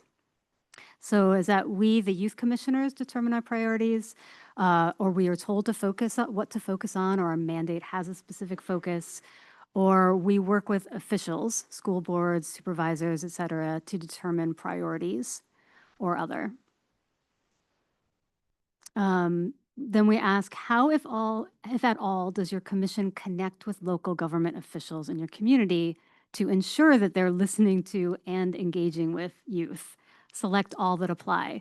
So meetings, emails, during youth commission meetings, during other agency meetings, phone calls, social media. We want town halls or other, or we don't engage with government officials. We want to know what's currently happening. It's really helpful to know if everything is going by email and if that is working or not. One of the things that we're bringing forward from this survey is best practices, so that when there is a youth summit, we can highlight what are some of the best practices that are working. Question 10, in general, do local officials come to your commission for input on youth perspectives, or do you reach out to them? So their answers could be the majority of the time officials ask for our advice on policies, or the majority of the time we need to reach out to officials, or neither. We haven't contributed youth perspectives, or both. We reach out to officials to make contributions, and they also reach out to us. This is reflecting, we want to focus on effectiveness. Right, youth commissions should not be performative. There is meaningful impact and action that, as I could hear all morning, needs to happen. And so we want to be able to pull out what is currently happening and what can help youth commissions to be more effective. What are those best practices? Then we ask which specific leaders or officials, if any, have been especially engaged and supportive of your youth commission. We would love to be able to invite potentially local officials who have been good listeners, who have been advocates, who have been champions, to talk about what works. What works? What is the best ways that they receive input? How does that communication happen? Again, so we can get these multiple perspectives on how youth commissions can be most effective. Question 11, if it were possible, would your commission like to have more contact with your local officials? And there's a yes, a maybe, and a no. As a youth commission, you represent the voice of youth in your community. So let us know how you do it. So now we start asking about how they're engaging with youth in their community. So question 14, some youth commissions directly engage with youth in their community by conducting outreach to get input on issues or to solicit feedback on agenda items. So how frequently or infrequently does your commission do this? Very frequently, infrequently. We are trying to word these questions in a way that no one feels like, oh no, we should be doing this and we're not. So we want to make it as easy as possible to let youth commissions say whether they are or not doing these things. Yes. The wording, like, I know you guys are trying to like steer, like, to not like make them feel bad, but I think the wording, like, at least for me, like, just like makes them,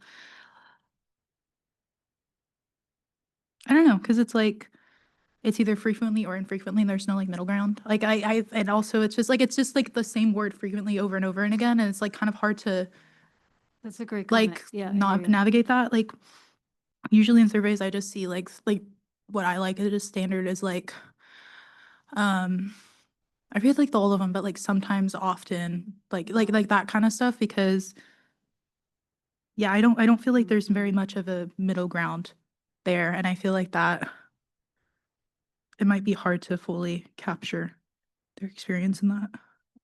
Thank you. That's fantastic. Yep, we will shift that up. It's a great feedback. Question 15. How does your commission currently engage with youth? Select all that apply.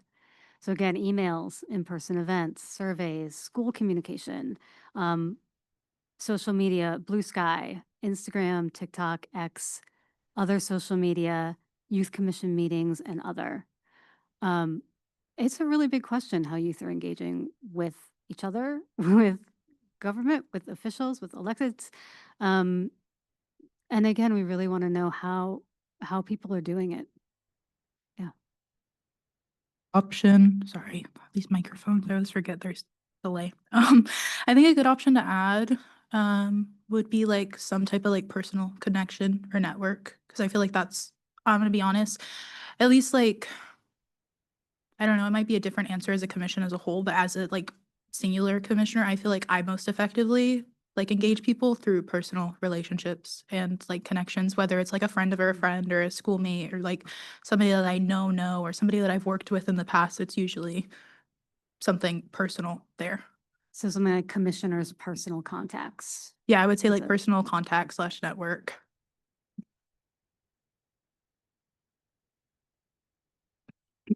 To kind of piggyback off of that, we've talked about the value of grassroots organizing and making sure that you are connected with your community, and how greatly that impacts our individual perspectives as commissioners. So I'm really curious to find out how connected individual commissioners feel they are to their communities.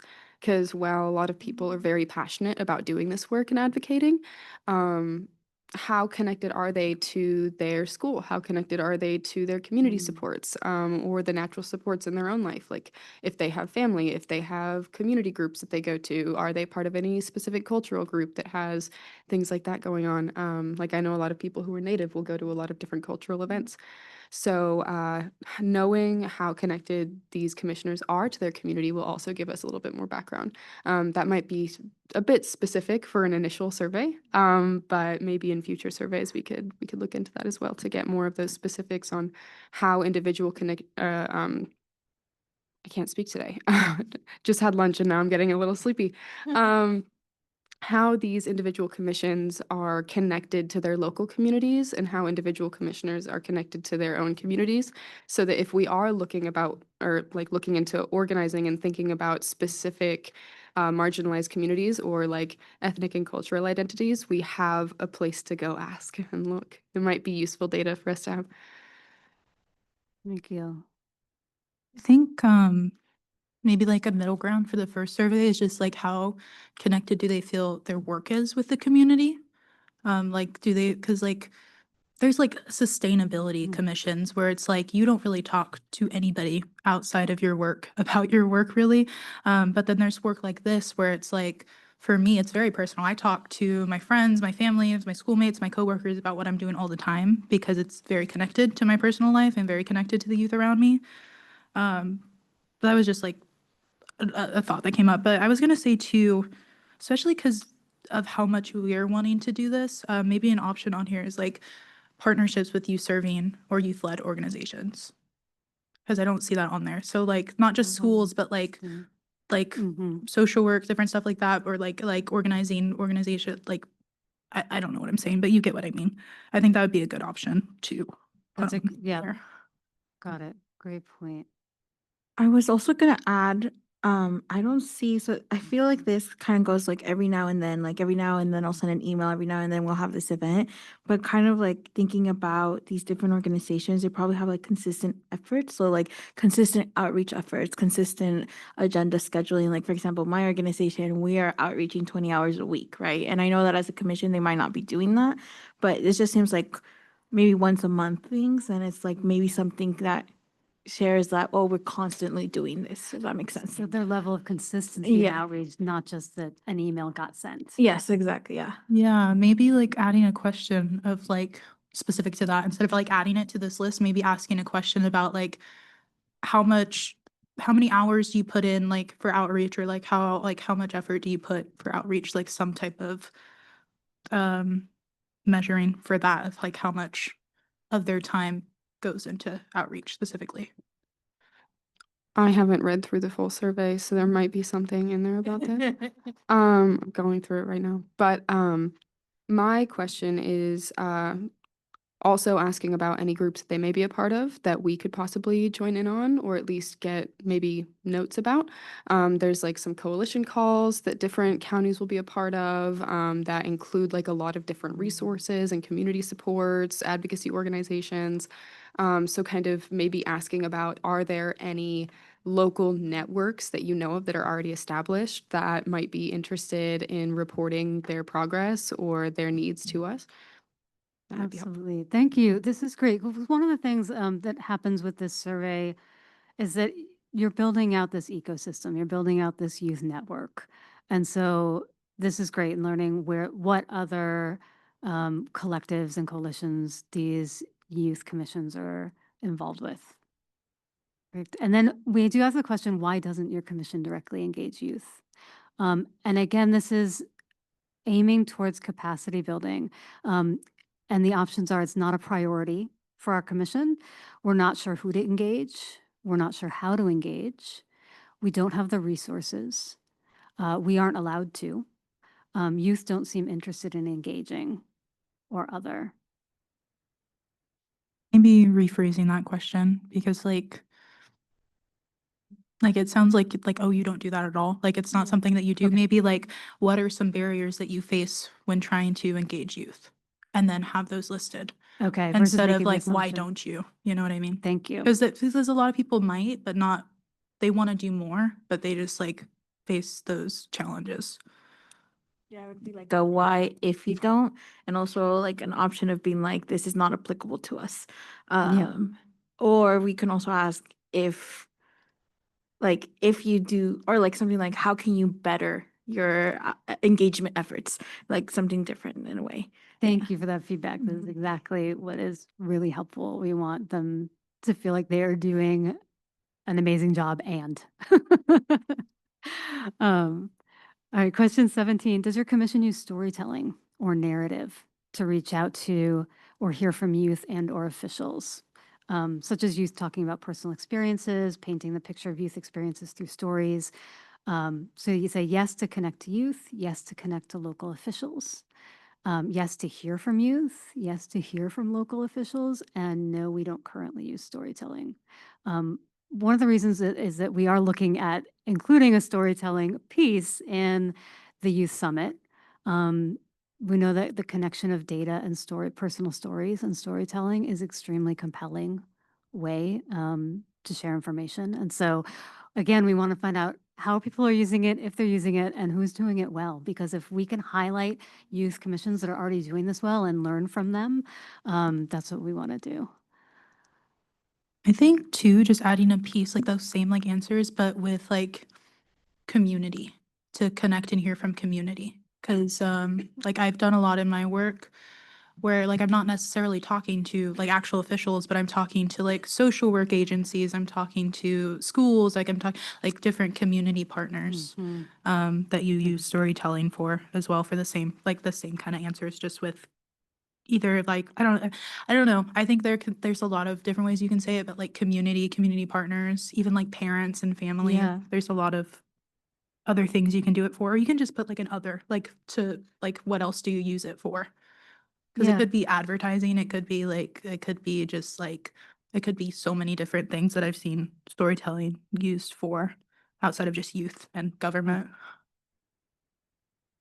And then we go on to ask, describe the ways your commission uses storytelling or personal narratives. So that is one of the few open-ended questions that we're asking in here.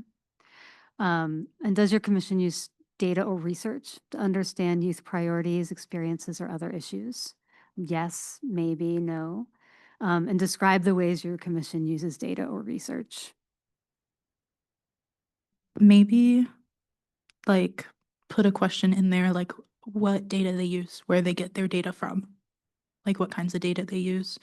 Because it could be their own data, it could be public data, it could be data on certain things. And so like seeing what data they use for their work could be important to kind of know too, like what are good places to get data from for us, because especially if they're like a focused like commission that specializes in, I don't know, like queer resources at a school, and they have like a bunch of databases that they use for their work, and we're like, you know, we really want to tackle that issue, like we have those resources. That makes sense. Yeah, absolutely. Thank you.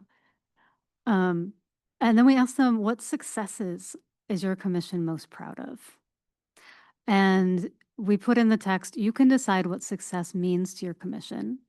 It can be policy related, outreach, awareness, relationship building, or anything else. And what are your primary challenges as a commission? And it gets I just love the success question. I just like when we get the answers, like if we could just have like little paragraphs or whatever they put, just, you know, to keep morale up. Yeah. Yeah, and I think that self-defining of success, as this commission is being built from the ground up, no one's really defining success for you. So how are people self-defining it when it isn't just handed to them? What are your primary challenges as a commission? We asked them to select up to 5 because I feel like these could potentially all be challenges. Difficulty connecting with local officials, unsure of our role as a commission, not being taken seriously. Our feedback or input is not incorporated. We don't have enough information. Difficulty keeping up with current events, legislation, or policies. Finding time in our schedules, deciding what to focus on, navigating diversity of experiences within our local youth community, lack of access to funding, space, or other resources. Or we also have an other, most of these questions have an other where people can add information, because I'm sure that we are not covering everything, but we want to at least, again, make it as quick as possible. This is a lot of questions for a survey. So if people don't want to take that time to fill it out, they can kind of put push. Yes. Yeah. I think like an option to add on here, I don't know how to word it, but I mean, like we face it a lot too, is like the kind of like rules that we have to follow as a commission that are like policies, legislation that impact our work. Like we can do some things, we can't do other things because those rules are set up out our commission. Got it. Yes. And you faced plenty of those. Yes. Yeah. As a state commission, legislation is what guides us and what created our commission. But with a lot of these, they are created by community organizations. I know that some of them can be involved with their county, but they aren't usually run by the county. So they don't usually have like rules and things like that that guide them outside of their individual organization that might be either funding their processes or supporting them by giving them like a meeting space, things like that. It could depend on that. It's going to be on a commission by commission basis. So on that note, it might be helpful to ask another question of how exactly is their commission brought into being, or like what organization is running the commission. That's we can ask that up front. Usually we have it we know who the contacts are. So we know their connection to the county office or the library or any of those kind of agencies within the email address. So their responses will be connected to that. It's also one of the reasons why it makes it a little bit, to your point, Jay, that why we're not sending it to individuals, is that then it will be connected to their personal information, and we are asking minors about their experience. We're asking them, but we're asking about their professional experience as a commission, which allows us to email them and allows us to have that email address that is associated with their commission, and that their responses are anonymous in that way, which we had decided on to kind of get past that barrier. Yeah, I was gonna say something I completely forgot because now I'm like focused on this. Looking at these questions, I do think a lot of them would be a lot more beneficial getting individual answers. I'm gonna be completely honest. I think again, it's another one of those situations that it might be possible to create separate surveys for like the leader of the commission and individuals. You know what I mean? Because this might look different for everybody too, like especially like what are your successes, what are your challenges, how do you connect with people? Like that's very individual as a commission, you know, because the way I connect with my community is completely different than my commissioners, if that makes sense. And the challenges I might face, my other commissioners might not, especially if it is like some of them are local, some of them are statewide, you know, and so it like my experience in my region could be completely different than my commissioner's experience in their region. That makes sense too. So I don't know like what the capacity is to do that, but I do think it would be useful to get like individual perspectives on some of these more like personal work stuff. And I think it should be anonymous, maybe like sending out like a group wide one, like one singular one, and being like, you can also send this out, like this individual on out to your commissioners as an optional, like supplemental thing. And it could be like shorter, just like more individual experiences with the commission. Oh, and that was what I was gonna say. Maybe having like information about who established the commission would be useful. Like, was it established by government? Was it established by like a youth serving organization? Was it established by youth themselves? You know, because I think that also like shows the different challenges that come with like different structures, you know, because if it's tied to like say a school, you know, there's different challenges that come than if it was tied to like an actual government office, or if it was tied to just a youth organization thing that goes out and like it's a youth-led, youth-created space that could look very different too. Let's, we'll probably need to circle up as a lab. If we send emails to minors, there's an issue of getting parental consent. There's an issue of going through an institutional review board at the university. And so there are some timeline issues that may come up from that. But we can look into it further. So I want to bring up timeline also because that does affect this. Yeah. And timeline as for this meeting and timeline as for, yeah. I would like to mention, we haven't gotten to this yet, but we are having a discussion about a summit of the youth commissions, which Mhm. this would be a great space to house those discussions and have those questions and possibly include a follow-up survey to those who participate in that summit. So that could be another conversation. Just I think it would be like, yeah, I think, because I was thinking about the youth summit, I think it would be great to have like actual listening sessions within that summit of like more personal experiences. Because I don't think you're gonna get very like fully fledged or like useful answers to some of these questions as a whole commission. Because again, some of these are more personal, like what are your greatest successes? Like what are you most proud of the commission is very personal to a commissioner. And again, like your how you go about your work can be very personal and can differ. It could differ like on your subcommittees, it could differ on your regions, it could differ on like just your personal identity and your connection to your community. But no, I think that would be a great space to do that, especially if we're looking to get more detailed answers. I think there's also recognizing the purpose of this survey versus the engagements that will follow this. So one of the purposes of this survey is one, again, the introduction of we're the Youth Empowerment Commission. We are here to serve you. We want to hear from you. And that this information is going to feed into what's going to happen at the summit.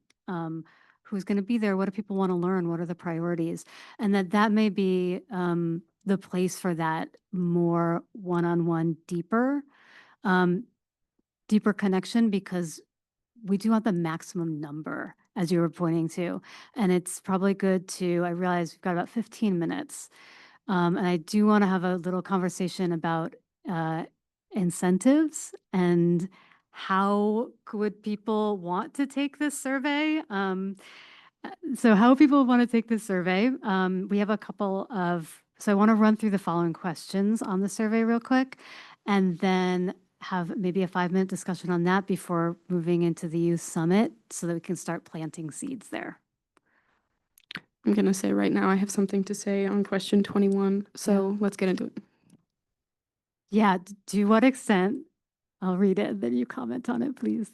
To what extent do the commissioners who serve on your commission represent the backgrounds and experiences of all the youth in your community, such as by household income, education, race, and gender?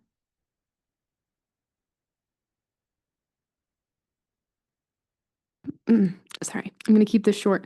I think that it is a little bit in depth maybe for this survey, but it's important for us to ask if they have any commissioners that are on, like if they have specific backgrounds of lived experience. So like if they came from the juvenile justice system, if they were in the foster system, if they had unaccompanied homeless youth, if they had youth who did, this includes income, but if they grew up in poverty.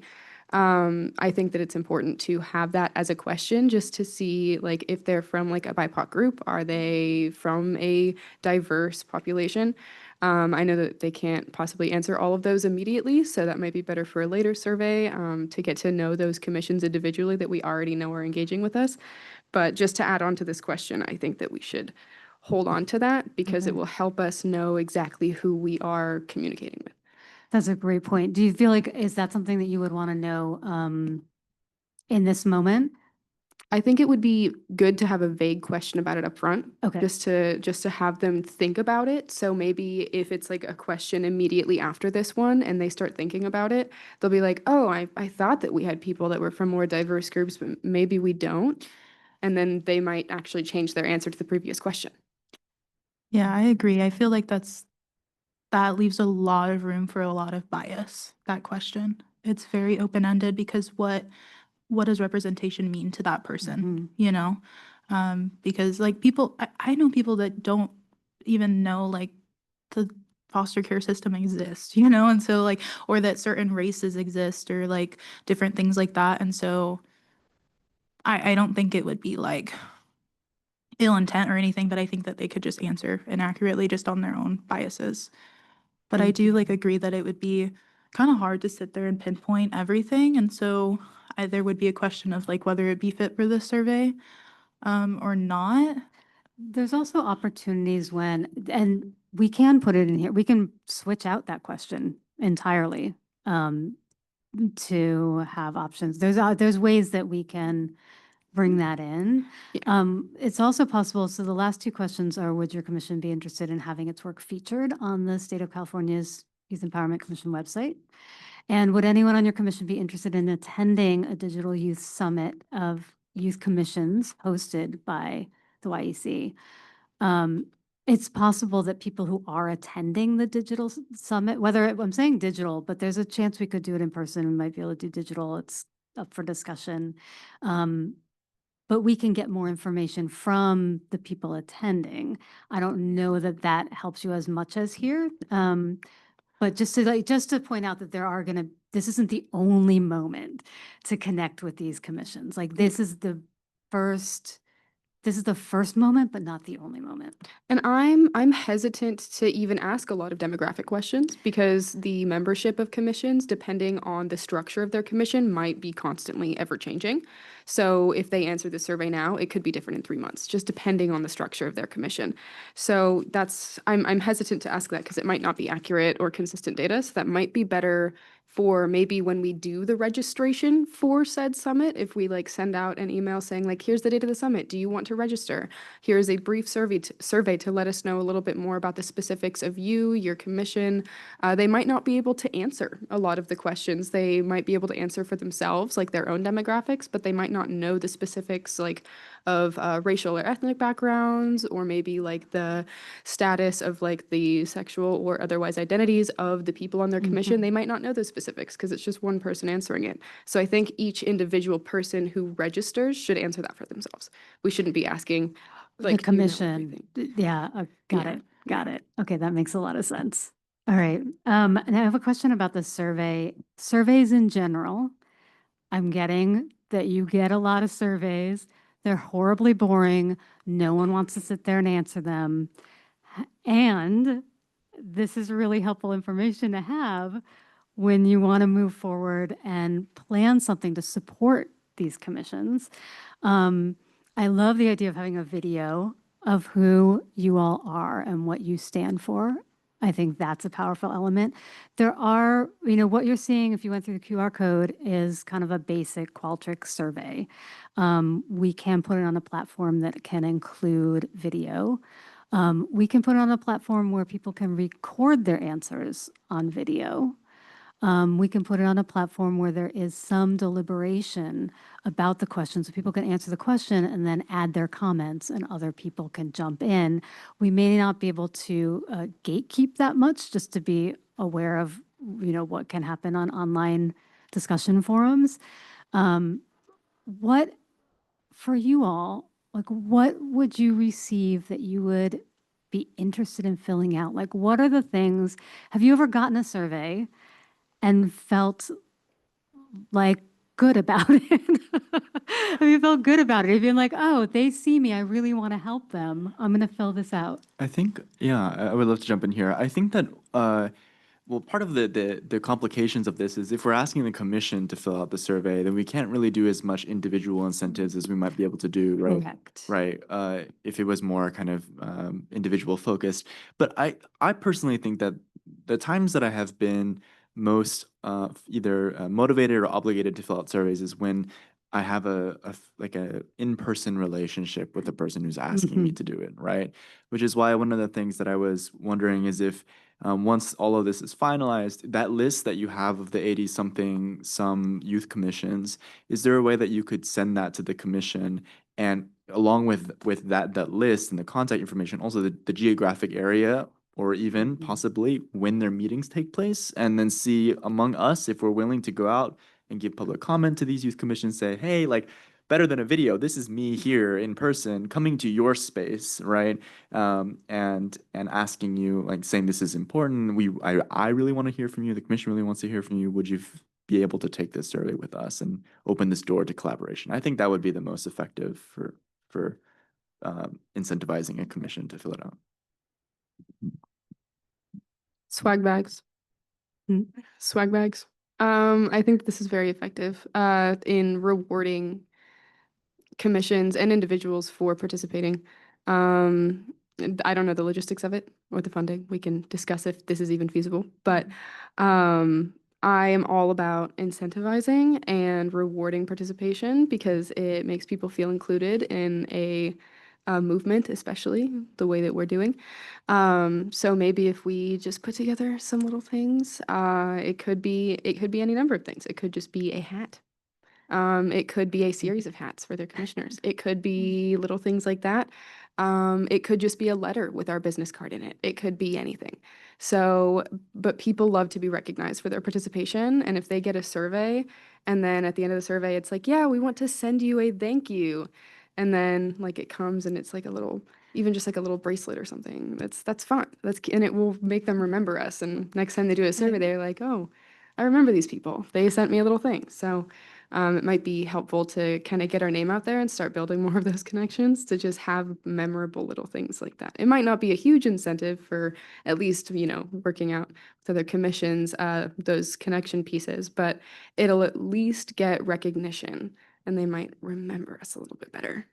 Because I've met a few other chairs of some of these youth commissions in passing at other events, and they never remember me or remember our commission. So it might be useful to build those connections in a way that incentivizes that participation. So And when you need to know upfront, like fill out this survey and we will send you yeah, a gift pack, something. unnamed things. Yeah, unnamed things. It could be anything. That's honestly the mystery makes it more fascinating. On a more individual basis, I will always be a huge proponent of finding other ways to incentivize, like little gift cards or things like that, just to kind of create, I don't know, it's not necessarily payment, but it feels like we're putting value on people's time, which with a lot of youth, that matters so, so, so much. Like they're not going to want to just do a survey for no reason, but you'd be surprised how far a $5 gift card will go. So it's important for us to be valuing time at least in some way and incentivizing it in some way. Now that can be challenging because sometimes you'll be like, oh yeah, we'll put $5 out there. We're not going to get that many responses. And then you might get a lot. So we have to be a little bit careful with the way that we strategize this. But if it's in like an enclosed environment, like if we know that we are doing this summit and we're offering a certain like incentive and we know how many participants are going to be there, it's like a controlled amount of people, then that we could have a budget for. I think the summit offers more opportunities for that. The survey is a little bit harder. Yeah. Because it's also the full commission versus individuals. When people come to the summit, they will likely attend as individuals versus a commission. Yeah. Madison has her hand raised, so if we thank could you. include her.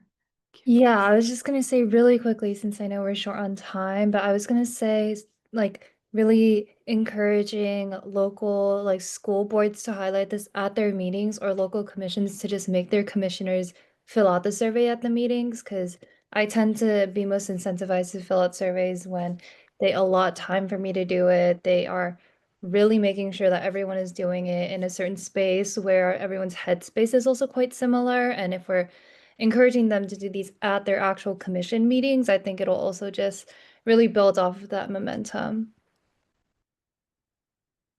That's a great idea. I was just going to say that I really strongly agree with what Commissioner Aiden had brought up.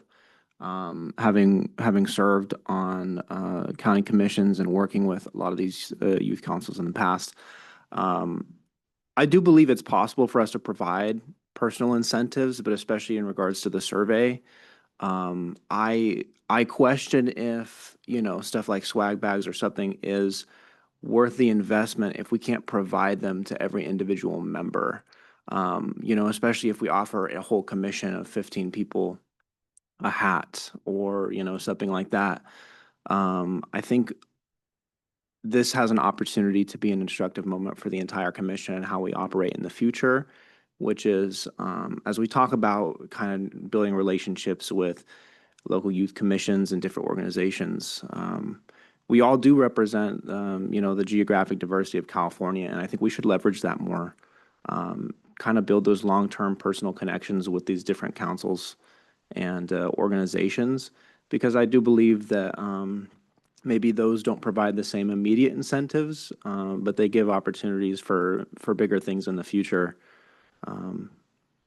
if we do insist on having, something to give to commissions individually, I think a lot of the time just having like a cool knickknack does more than merch. If we got a cute like trophy or something to give to a commission, something that's cool, something they can hang on their wall or, have on their desk is kind of a more, it's something that's more memorable, in my opinion, and that's just from my perspective. But yeah, I do agree that building the relationships and establishing those face-to-face connections is, in the long term, way more powerful than anything we could give them in the short term. Thank you. I am aware that we have about 2 minutes left and we have not gotten into the youth summit. So I do want to go to if that's okay, I'd like to just plant the seeds. We will be back in November, and so we'll be able to continue the discussion. But I do want to just plant the seeds for, I'm going to move ahead. So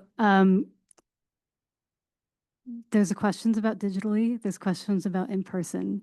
But what we're looking at, what we're thinking about right now is having three main components to this summit.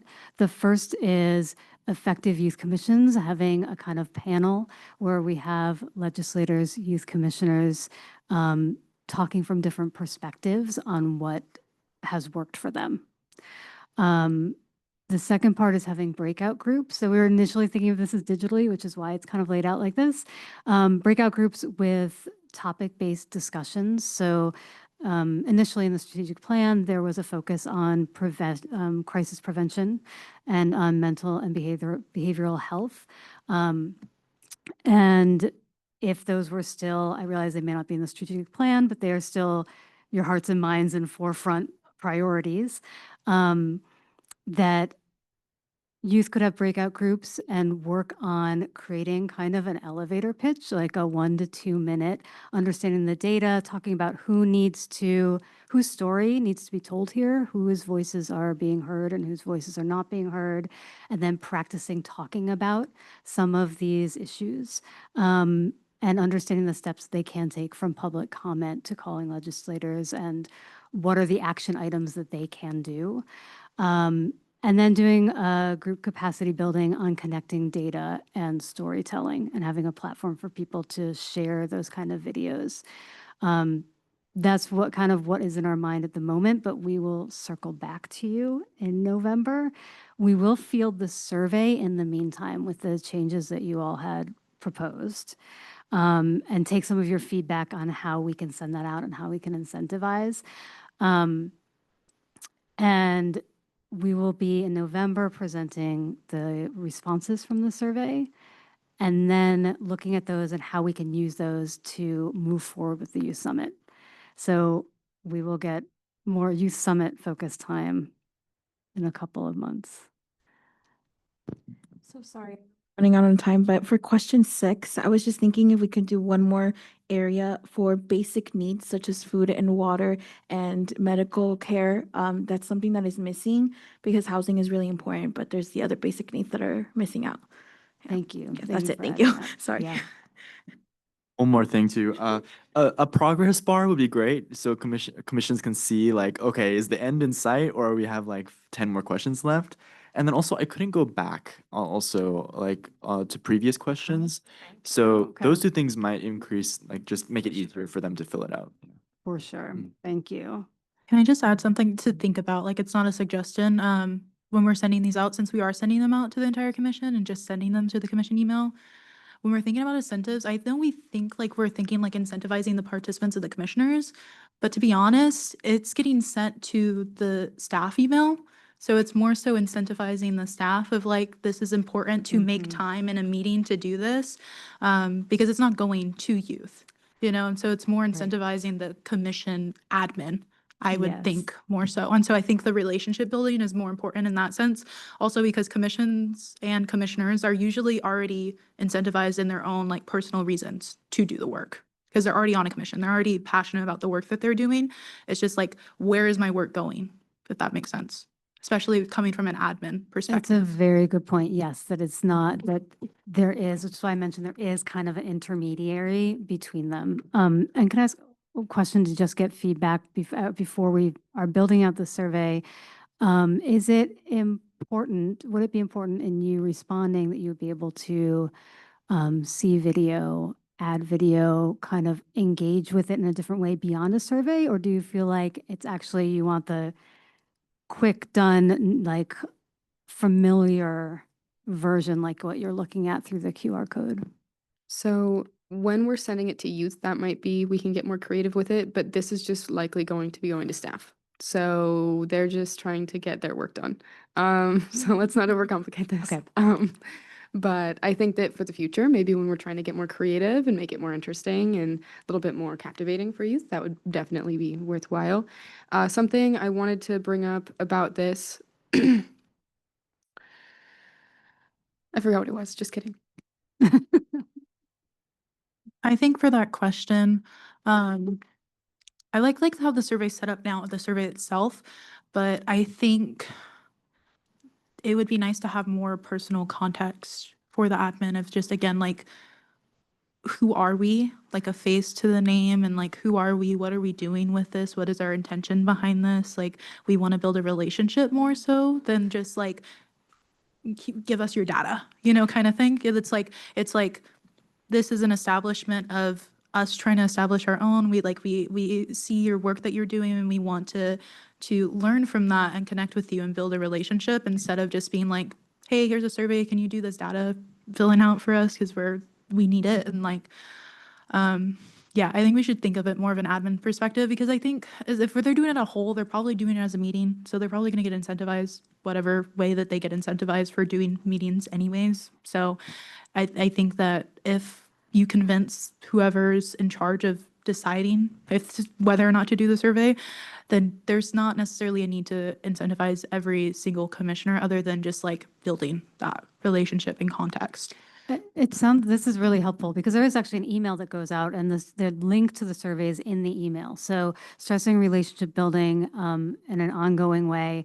And there's nothing, I mean, it is possible to send a thank you letter, a certificate, a pack of stickers, like that type of thing, as kind of a surprise afterwards as well. And again, there will be a next step where you're reaching out to individuals regarding the youth summit.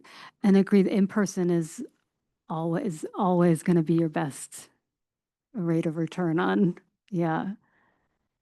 surveys. I know that there's a question at the end of the survey talking about if they want to be featured on our website. My question is that feature going to look like a directory kind of different commissions, or what is that looking like? That is an unknown at the moment. I know that having a website that is updated and more interactive and inspiring is in the strategic plan. And so building out some sort of component where youth commissions are highlighted makes sense in terms of inspiring civic engagement. So that is an unknown. Okay, separately, I think it would be very helpful for us to have a directory that maybe we could send out either at request or maybe after the summit for anyone who attends, that includes all of the youth commissions that we know about and maybe their contact emails, so that if anyone wants to get in touch or they're in the same region or something, then they have that contact, and we've already like compiled all of that for them. So Absolutely, that's a great idea. Yes. Any other comments? Okay, yeah. Thank you so much for your enthusiasm, your great ideas and feedback, and we're really excited to move this towards action. Thank you.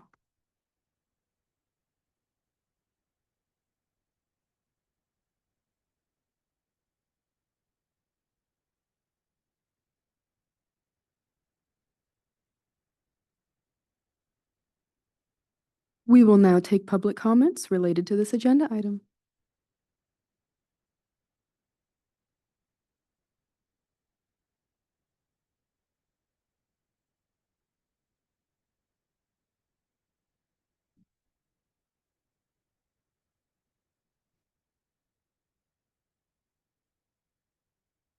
Do we have public comments related to this agenda item? Yes, Beth is here, and I was actually, I pressed the unmute button and it did not work for me, so I was talking to myself, excuse me. As a reminder, you may submit a virtual public comment card by visiting youthempowerment.ca.gov/meetings hyphen events and completing the public comment form link there. You can also pick up an in-person public comment card at the back of the room and return to one of our staff members. You will need to submit a public comment card for each item you wish to speak on. We have no virtual public comments on this item, but we do have one person who is in person. We will start with that individual. They will have a maximum of 3 minutes to make their remarks. And if they do require translation services, they will be allotted 4 minutes to facilitate full participation. When you hear your name, please line up to the podium and order your name is called. We've just received one comment card from Denise Wallace, community member.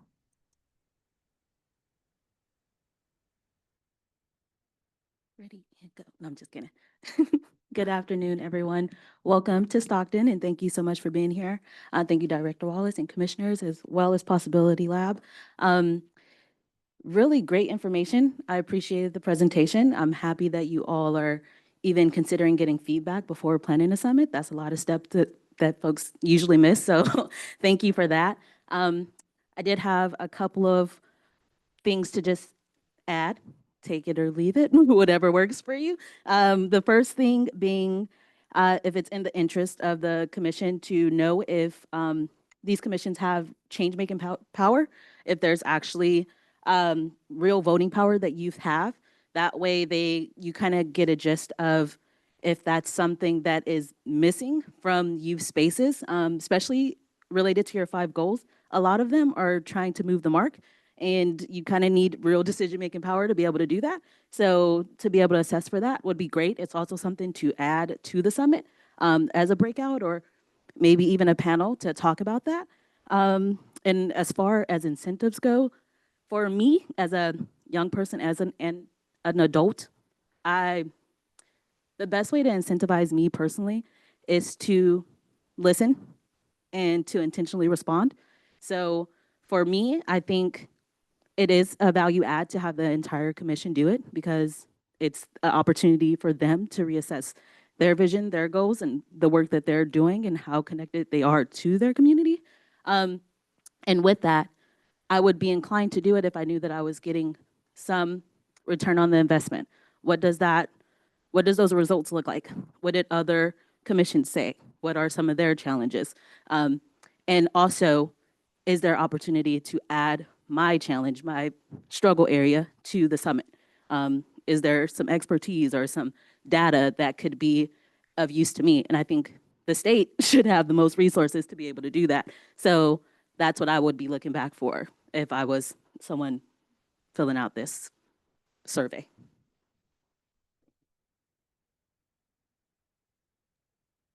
Thank you. The public comment period for this item is over. I will now pass it back to Chair Wednesday. Thank you.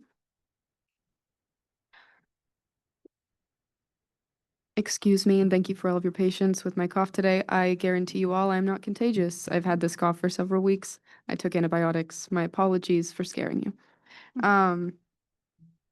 Our final agenda item before adjournment is next steps for staff action. Our discussion today covered a range of updates and ideas to move the work of the commission forward. We would like to engage commission staff on digging further into key areas that will support our future meetings and progress. From today's discussion, we've already identified some items. Would the commission like to propose any other next steps for staff action?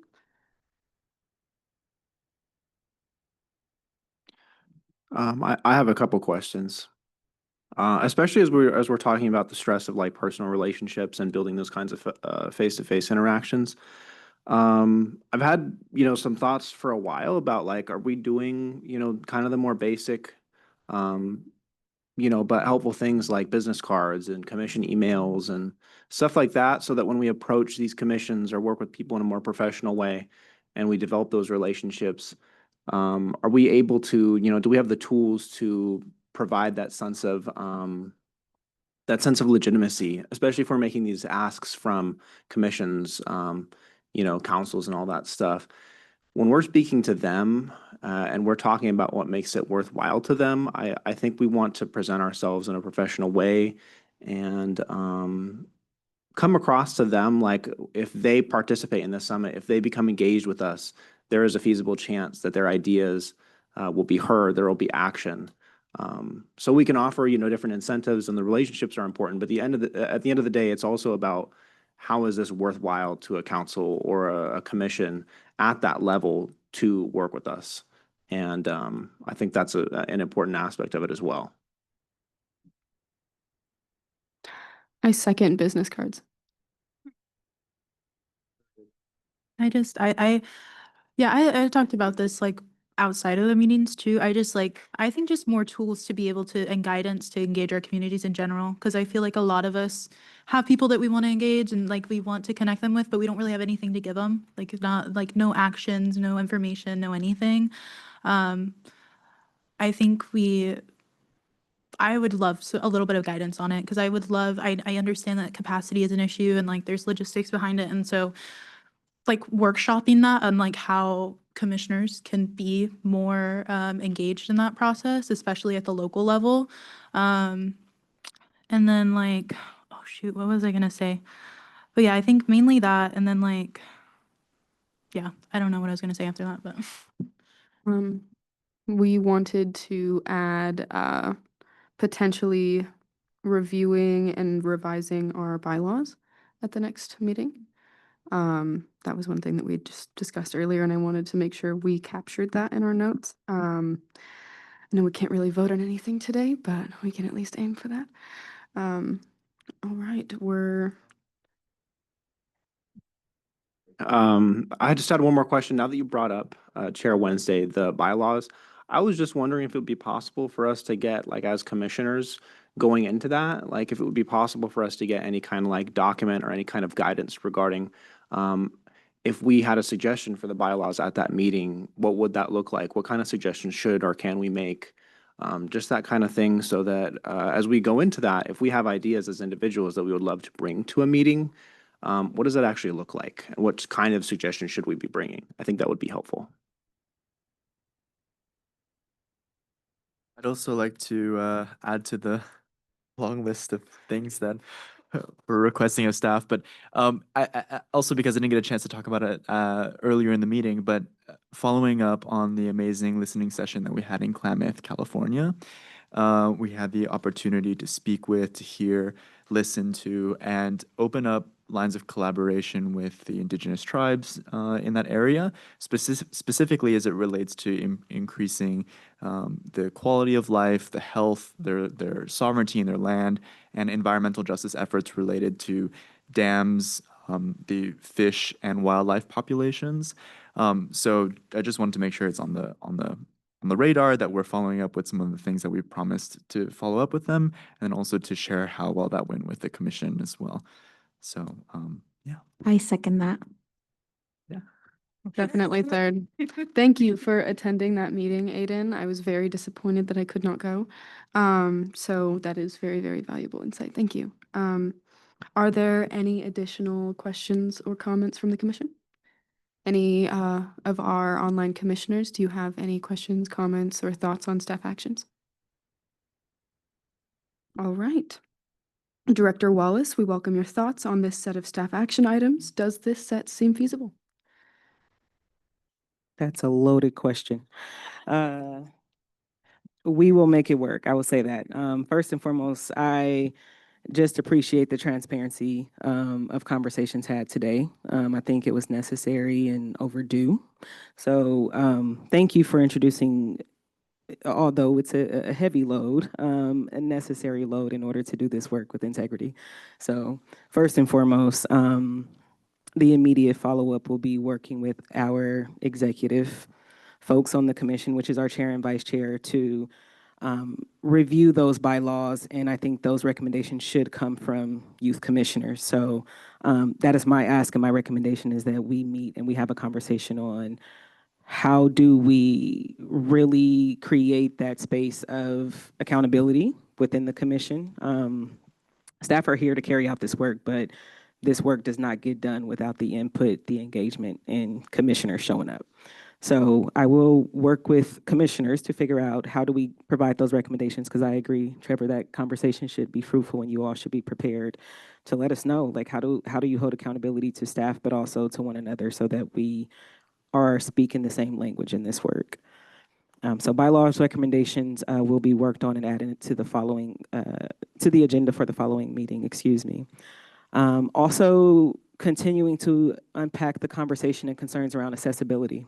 Accessibility regarding our space for youth commissioners first and foremost, but also for youth and community who we're serving and who we're engaging with. So figuring out how do we bring that back to the conversation in November as we talk about implementation of this plan. This plan does not work if the language isn't accessible, if these spaces aren't accessible to commissioners and to youth. So definitely want to have a follow-up conversation around that. Business cards. We'll also look into that and figure out how do we move forward there. I cannot promise anything, but I promise that I will elevate that conversation. For tools and guidance, I think that goes back to us establishing this plan. It's hard for me to give you all a charge into community to do something when it's not set on what we're doing. That's the very important piece of this strategic plan. I know it's a long process. I know it's a labor of love, and I really commend you all for seriously showing up, because we have to present united in what we're doing and what our goals are. And for each of us to go into community not speaking the same language, not sharing the same goals, that's disruption for building solid foundations and relationships. So I agree. We are working on a one-pager just on how we communicate what the commission is and what commissioner's role is within that. But I think those tools and guidance on how can you all go out and actually operationalize this plan comes after our plan is set. So just ask for y'all's grace and patience as we are working towards that November end goal. What else? I believe that is it as far as next steps. Klamath, thank you. So we immediately start following up on Klamath. Thank you, Aiden, for bringing that up in this public space. The conversations that we had in Klamath were unprecedented, and that youth came to the table with specific legislation that they wanted support with. They named it, they called it out, they told us how we could advocate and support. As I shared earlier in the meeting, we do have a new consultant who specializes in policy and who is already doing some deeper dives in figuring out how can we write a resolution to support that legislation. Of course, we have to make sure we're doing that appropriately within the support of our ledge team within the Go Serve office, but those are conversations that we are elevating and wanting to get some immediate support around. And that relationship with those youth in Klamath does not stop there. We're actually trying to figure out how do we continue to have a conversation. The group that we partnered with is Rios to Rivers, Paddle Tribal Waters, and they took young folks and they just did this amazing thing. They taught them how to kayak. Young people who had zero experience kayaking, they taught them how to kayak some of the most intense rapids in our state in Oregon, and they kayaked 310 miles from Oregon down to California to honor the restoration of their river and the removal of 4 dams. Removing those dams restored salmon flow, which is a first food to Native youth, and also gave young folks a tangible way to civically engage and take the power back in their land. So our hope is that we can work with those young people to figure out how do we continue that level of advocacy across the state? How do we honor Indigenous young people in the way that they connect to their land, and other young folks in California and how they connect to their land? So that was just a first conversation in a planted seed to really continue to build those intentional relationships. So we'll definitely continue to work with Danielle and her team up in Klamath in figuring out how do we deepen that relationship and impact. Last but certainly not least, we have a commissioner who's, unfortunately, this is her, unfortunately, fortunately, her last meeting. She has some amazing opportunities coming up this year that really requires her time and presence, which will take away from serving as a commissioner. So Commissioner Madison Chung Lee, Even today with your insightful perspectives, I feel like since day one, you were like, the strategic planning process is cool, but when do we get to the work? I appreciate you for being bold in that and for really making sure that we are keeping the conversation moving and trying to move us towards the needle of actually doing the work, engaging with community, inviting community, going out into community to do this work as we all say we want to do it. So you will definitely be missed. Your advocacy will be missed, but we definitely appreciate your time and service on this commission. Can we please give Madison a round of applause?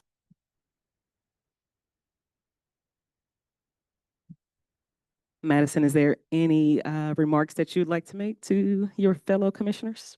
Yes, I'll keep it brief. I know we're over time, but thank you so much for your kind words, Director Wallace. And as you said, I am studying abroad right now. So I'm in Copenhagen and I would not be able to go to any of the meetings in person this semester. And as we were talking about a lot today, attendance and accountability are really important. And I wanted to make sure that the commissioner who would take my place would be able to be there 100% and be physically present so that quorum could be more easily achieved. But it is very bittersweet being here online right now and being at the last meeting, especially with this being the 1 year mark of the first meeting that we had.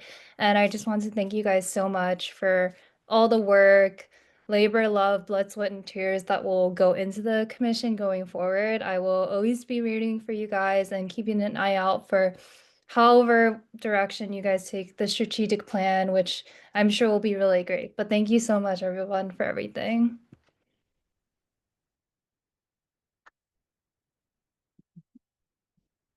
Thank you, Madison. With this transition, I will be working closely with the governor's appointments office to refill Madison's seat. We have had conversations about voices that are missing, representation that is missing on this commission. So I am elevating that and trying to be intentional about who replaces Madison's seat. We will have to be specific to the county in the region that she's within with that. So we'll be reaching out for recommendations and clarifying that county specifically. I do not want to misspeak right now, but I will share that with the commission. It will be, we're trying to work with the governor's office to post something on our website to field for interest for that as well. But we'll keep you all posted with updates on that and that appointment process.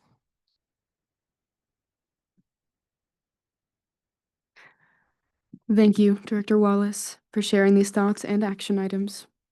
Commissioner Madison, thank you. Thank you for your service. We have truly appreciated your perspective on this commission, and we know that you will continue to advocate for youth empowerment in the spaces that you are in.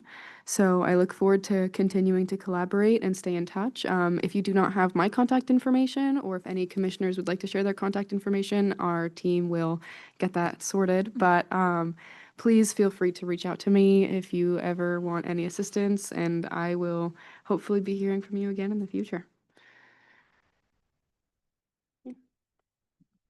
I would also be remiss to not share that we will continue our partnership with the Possibility Lab. Thank you for the robust discussion today regarding the summit and the survey feedback to make sure that that's incorporated and all next steps are shared appropriately with the commission.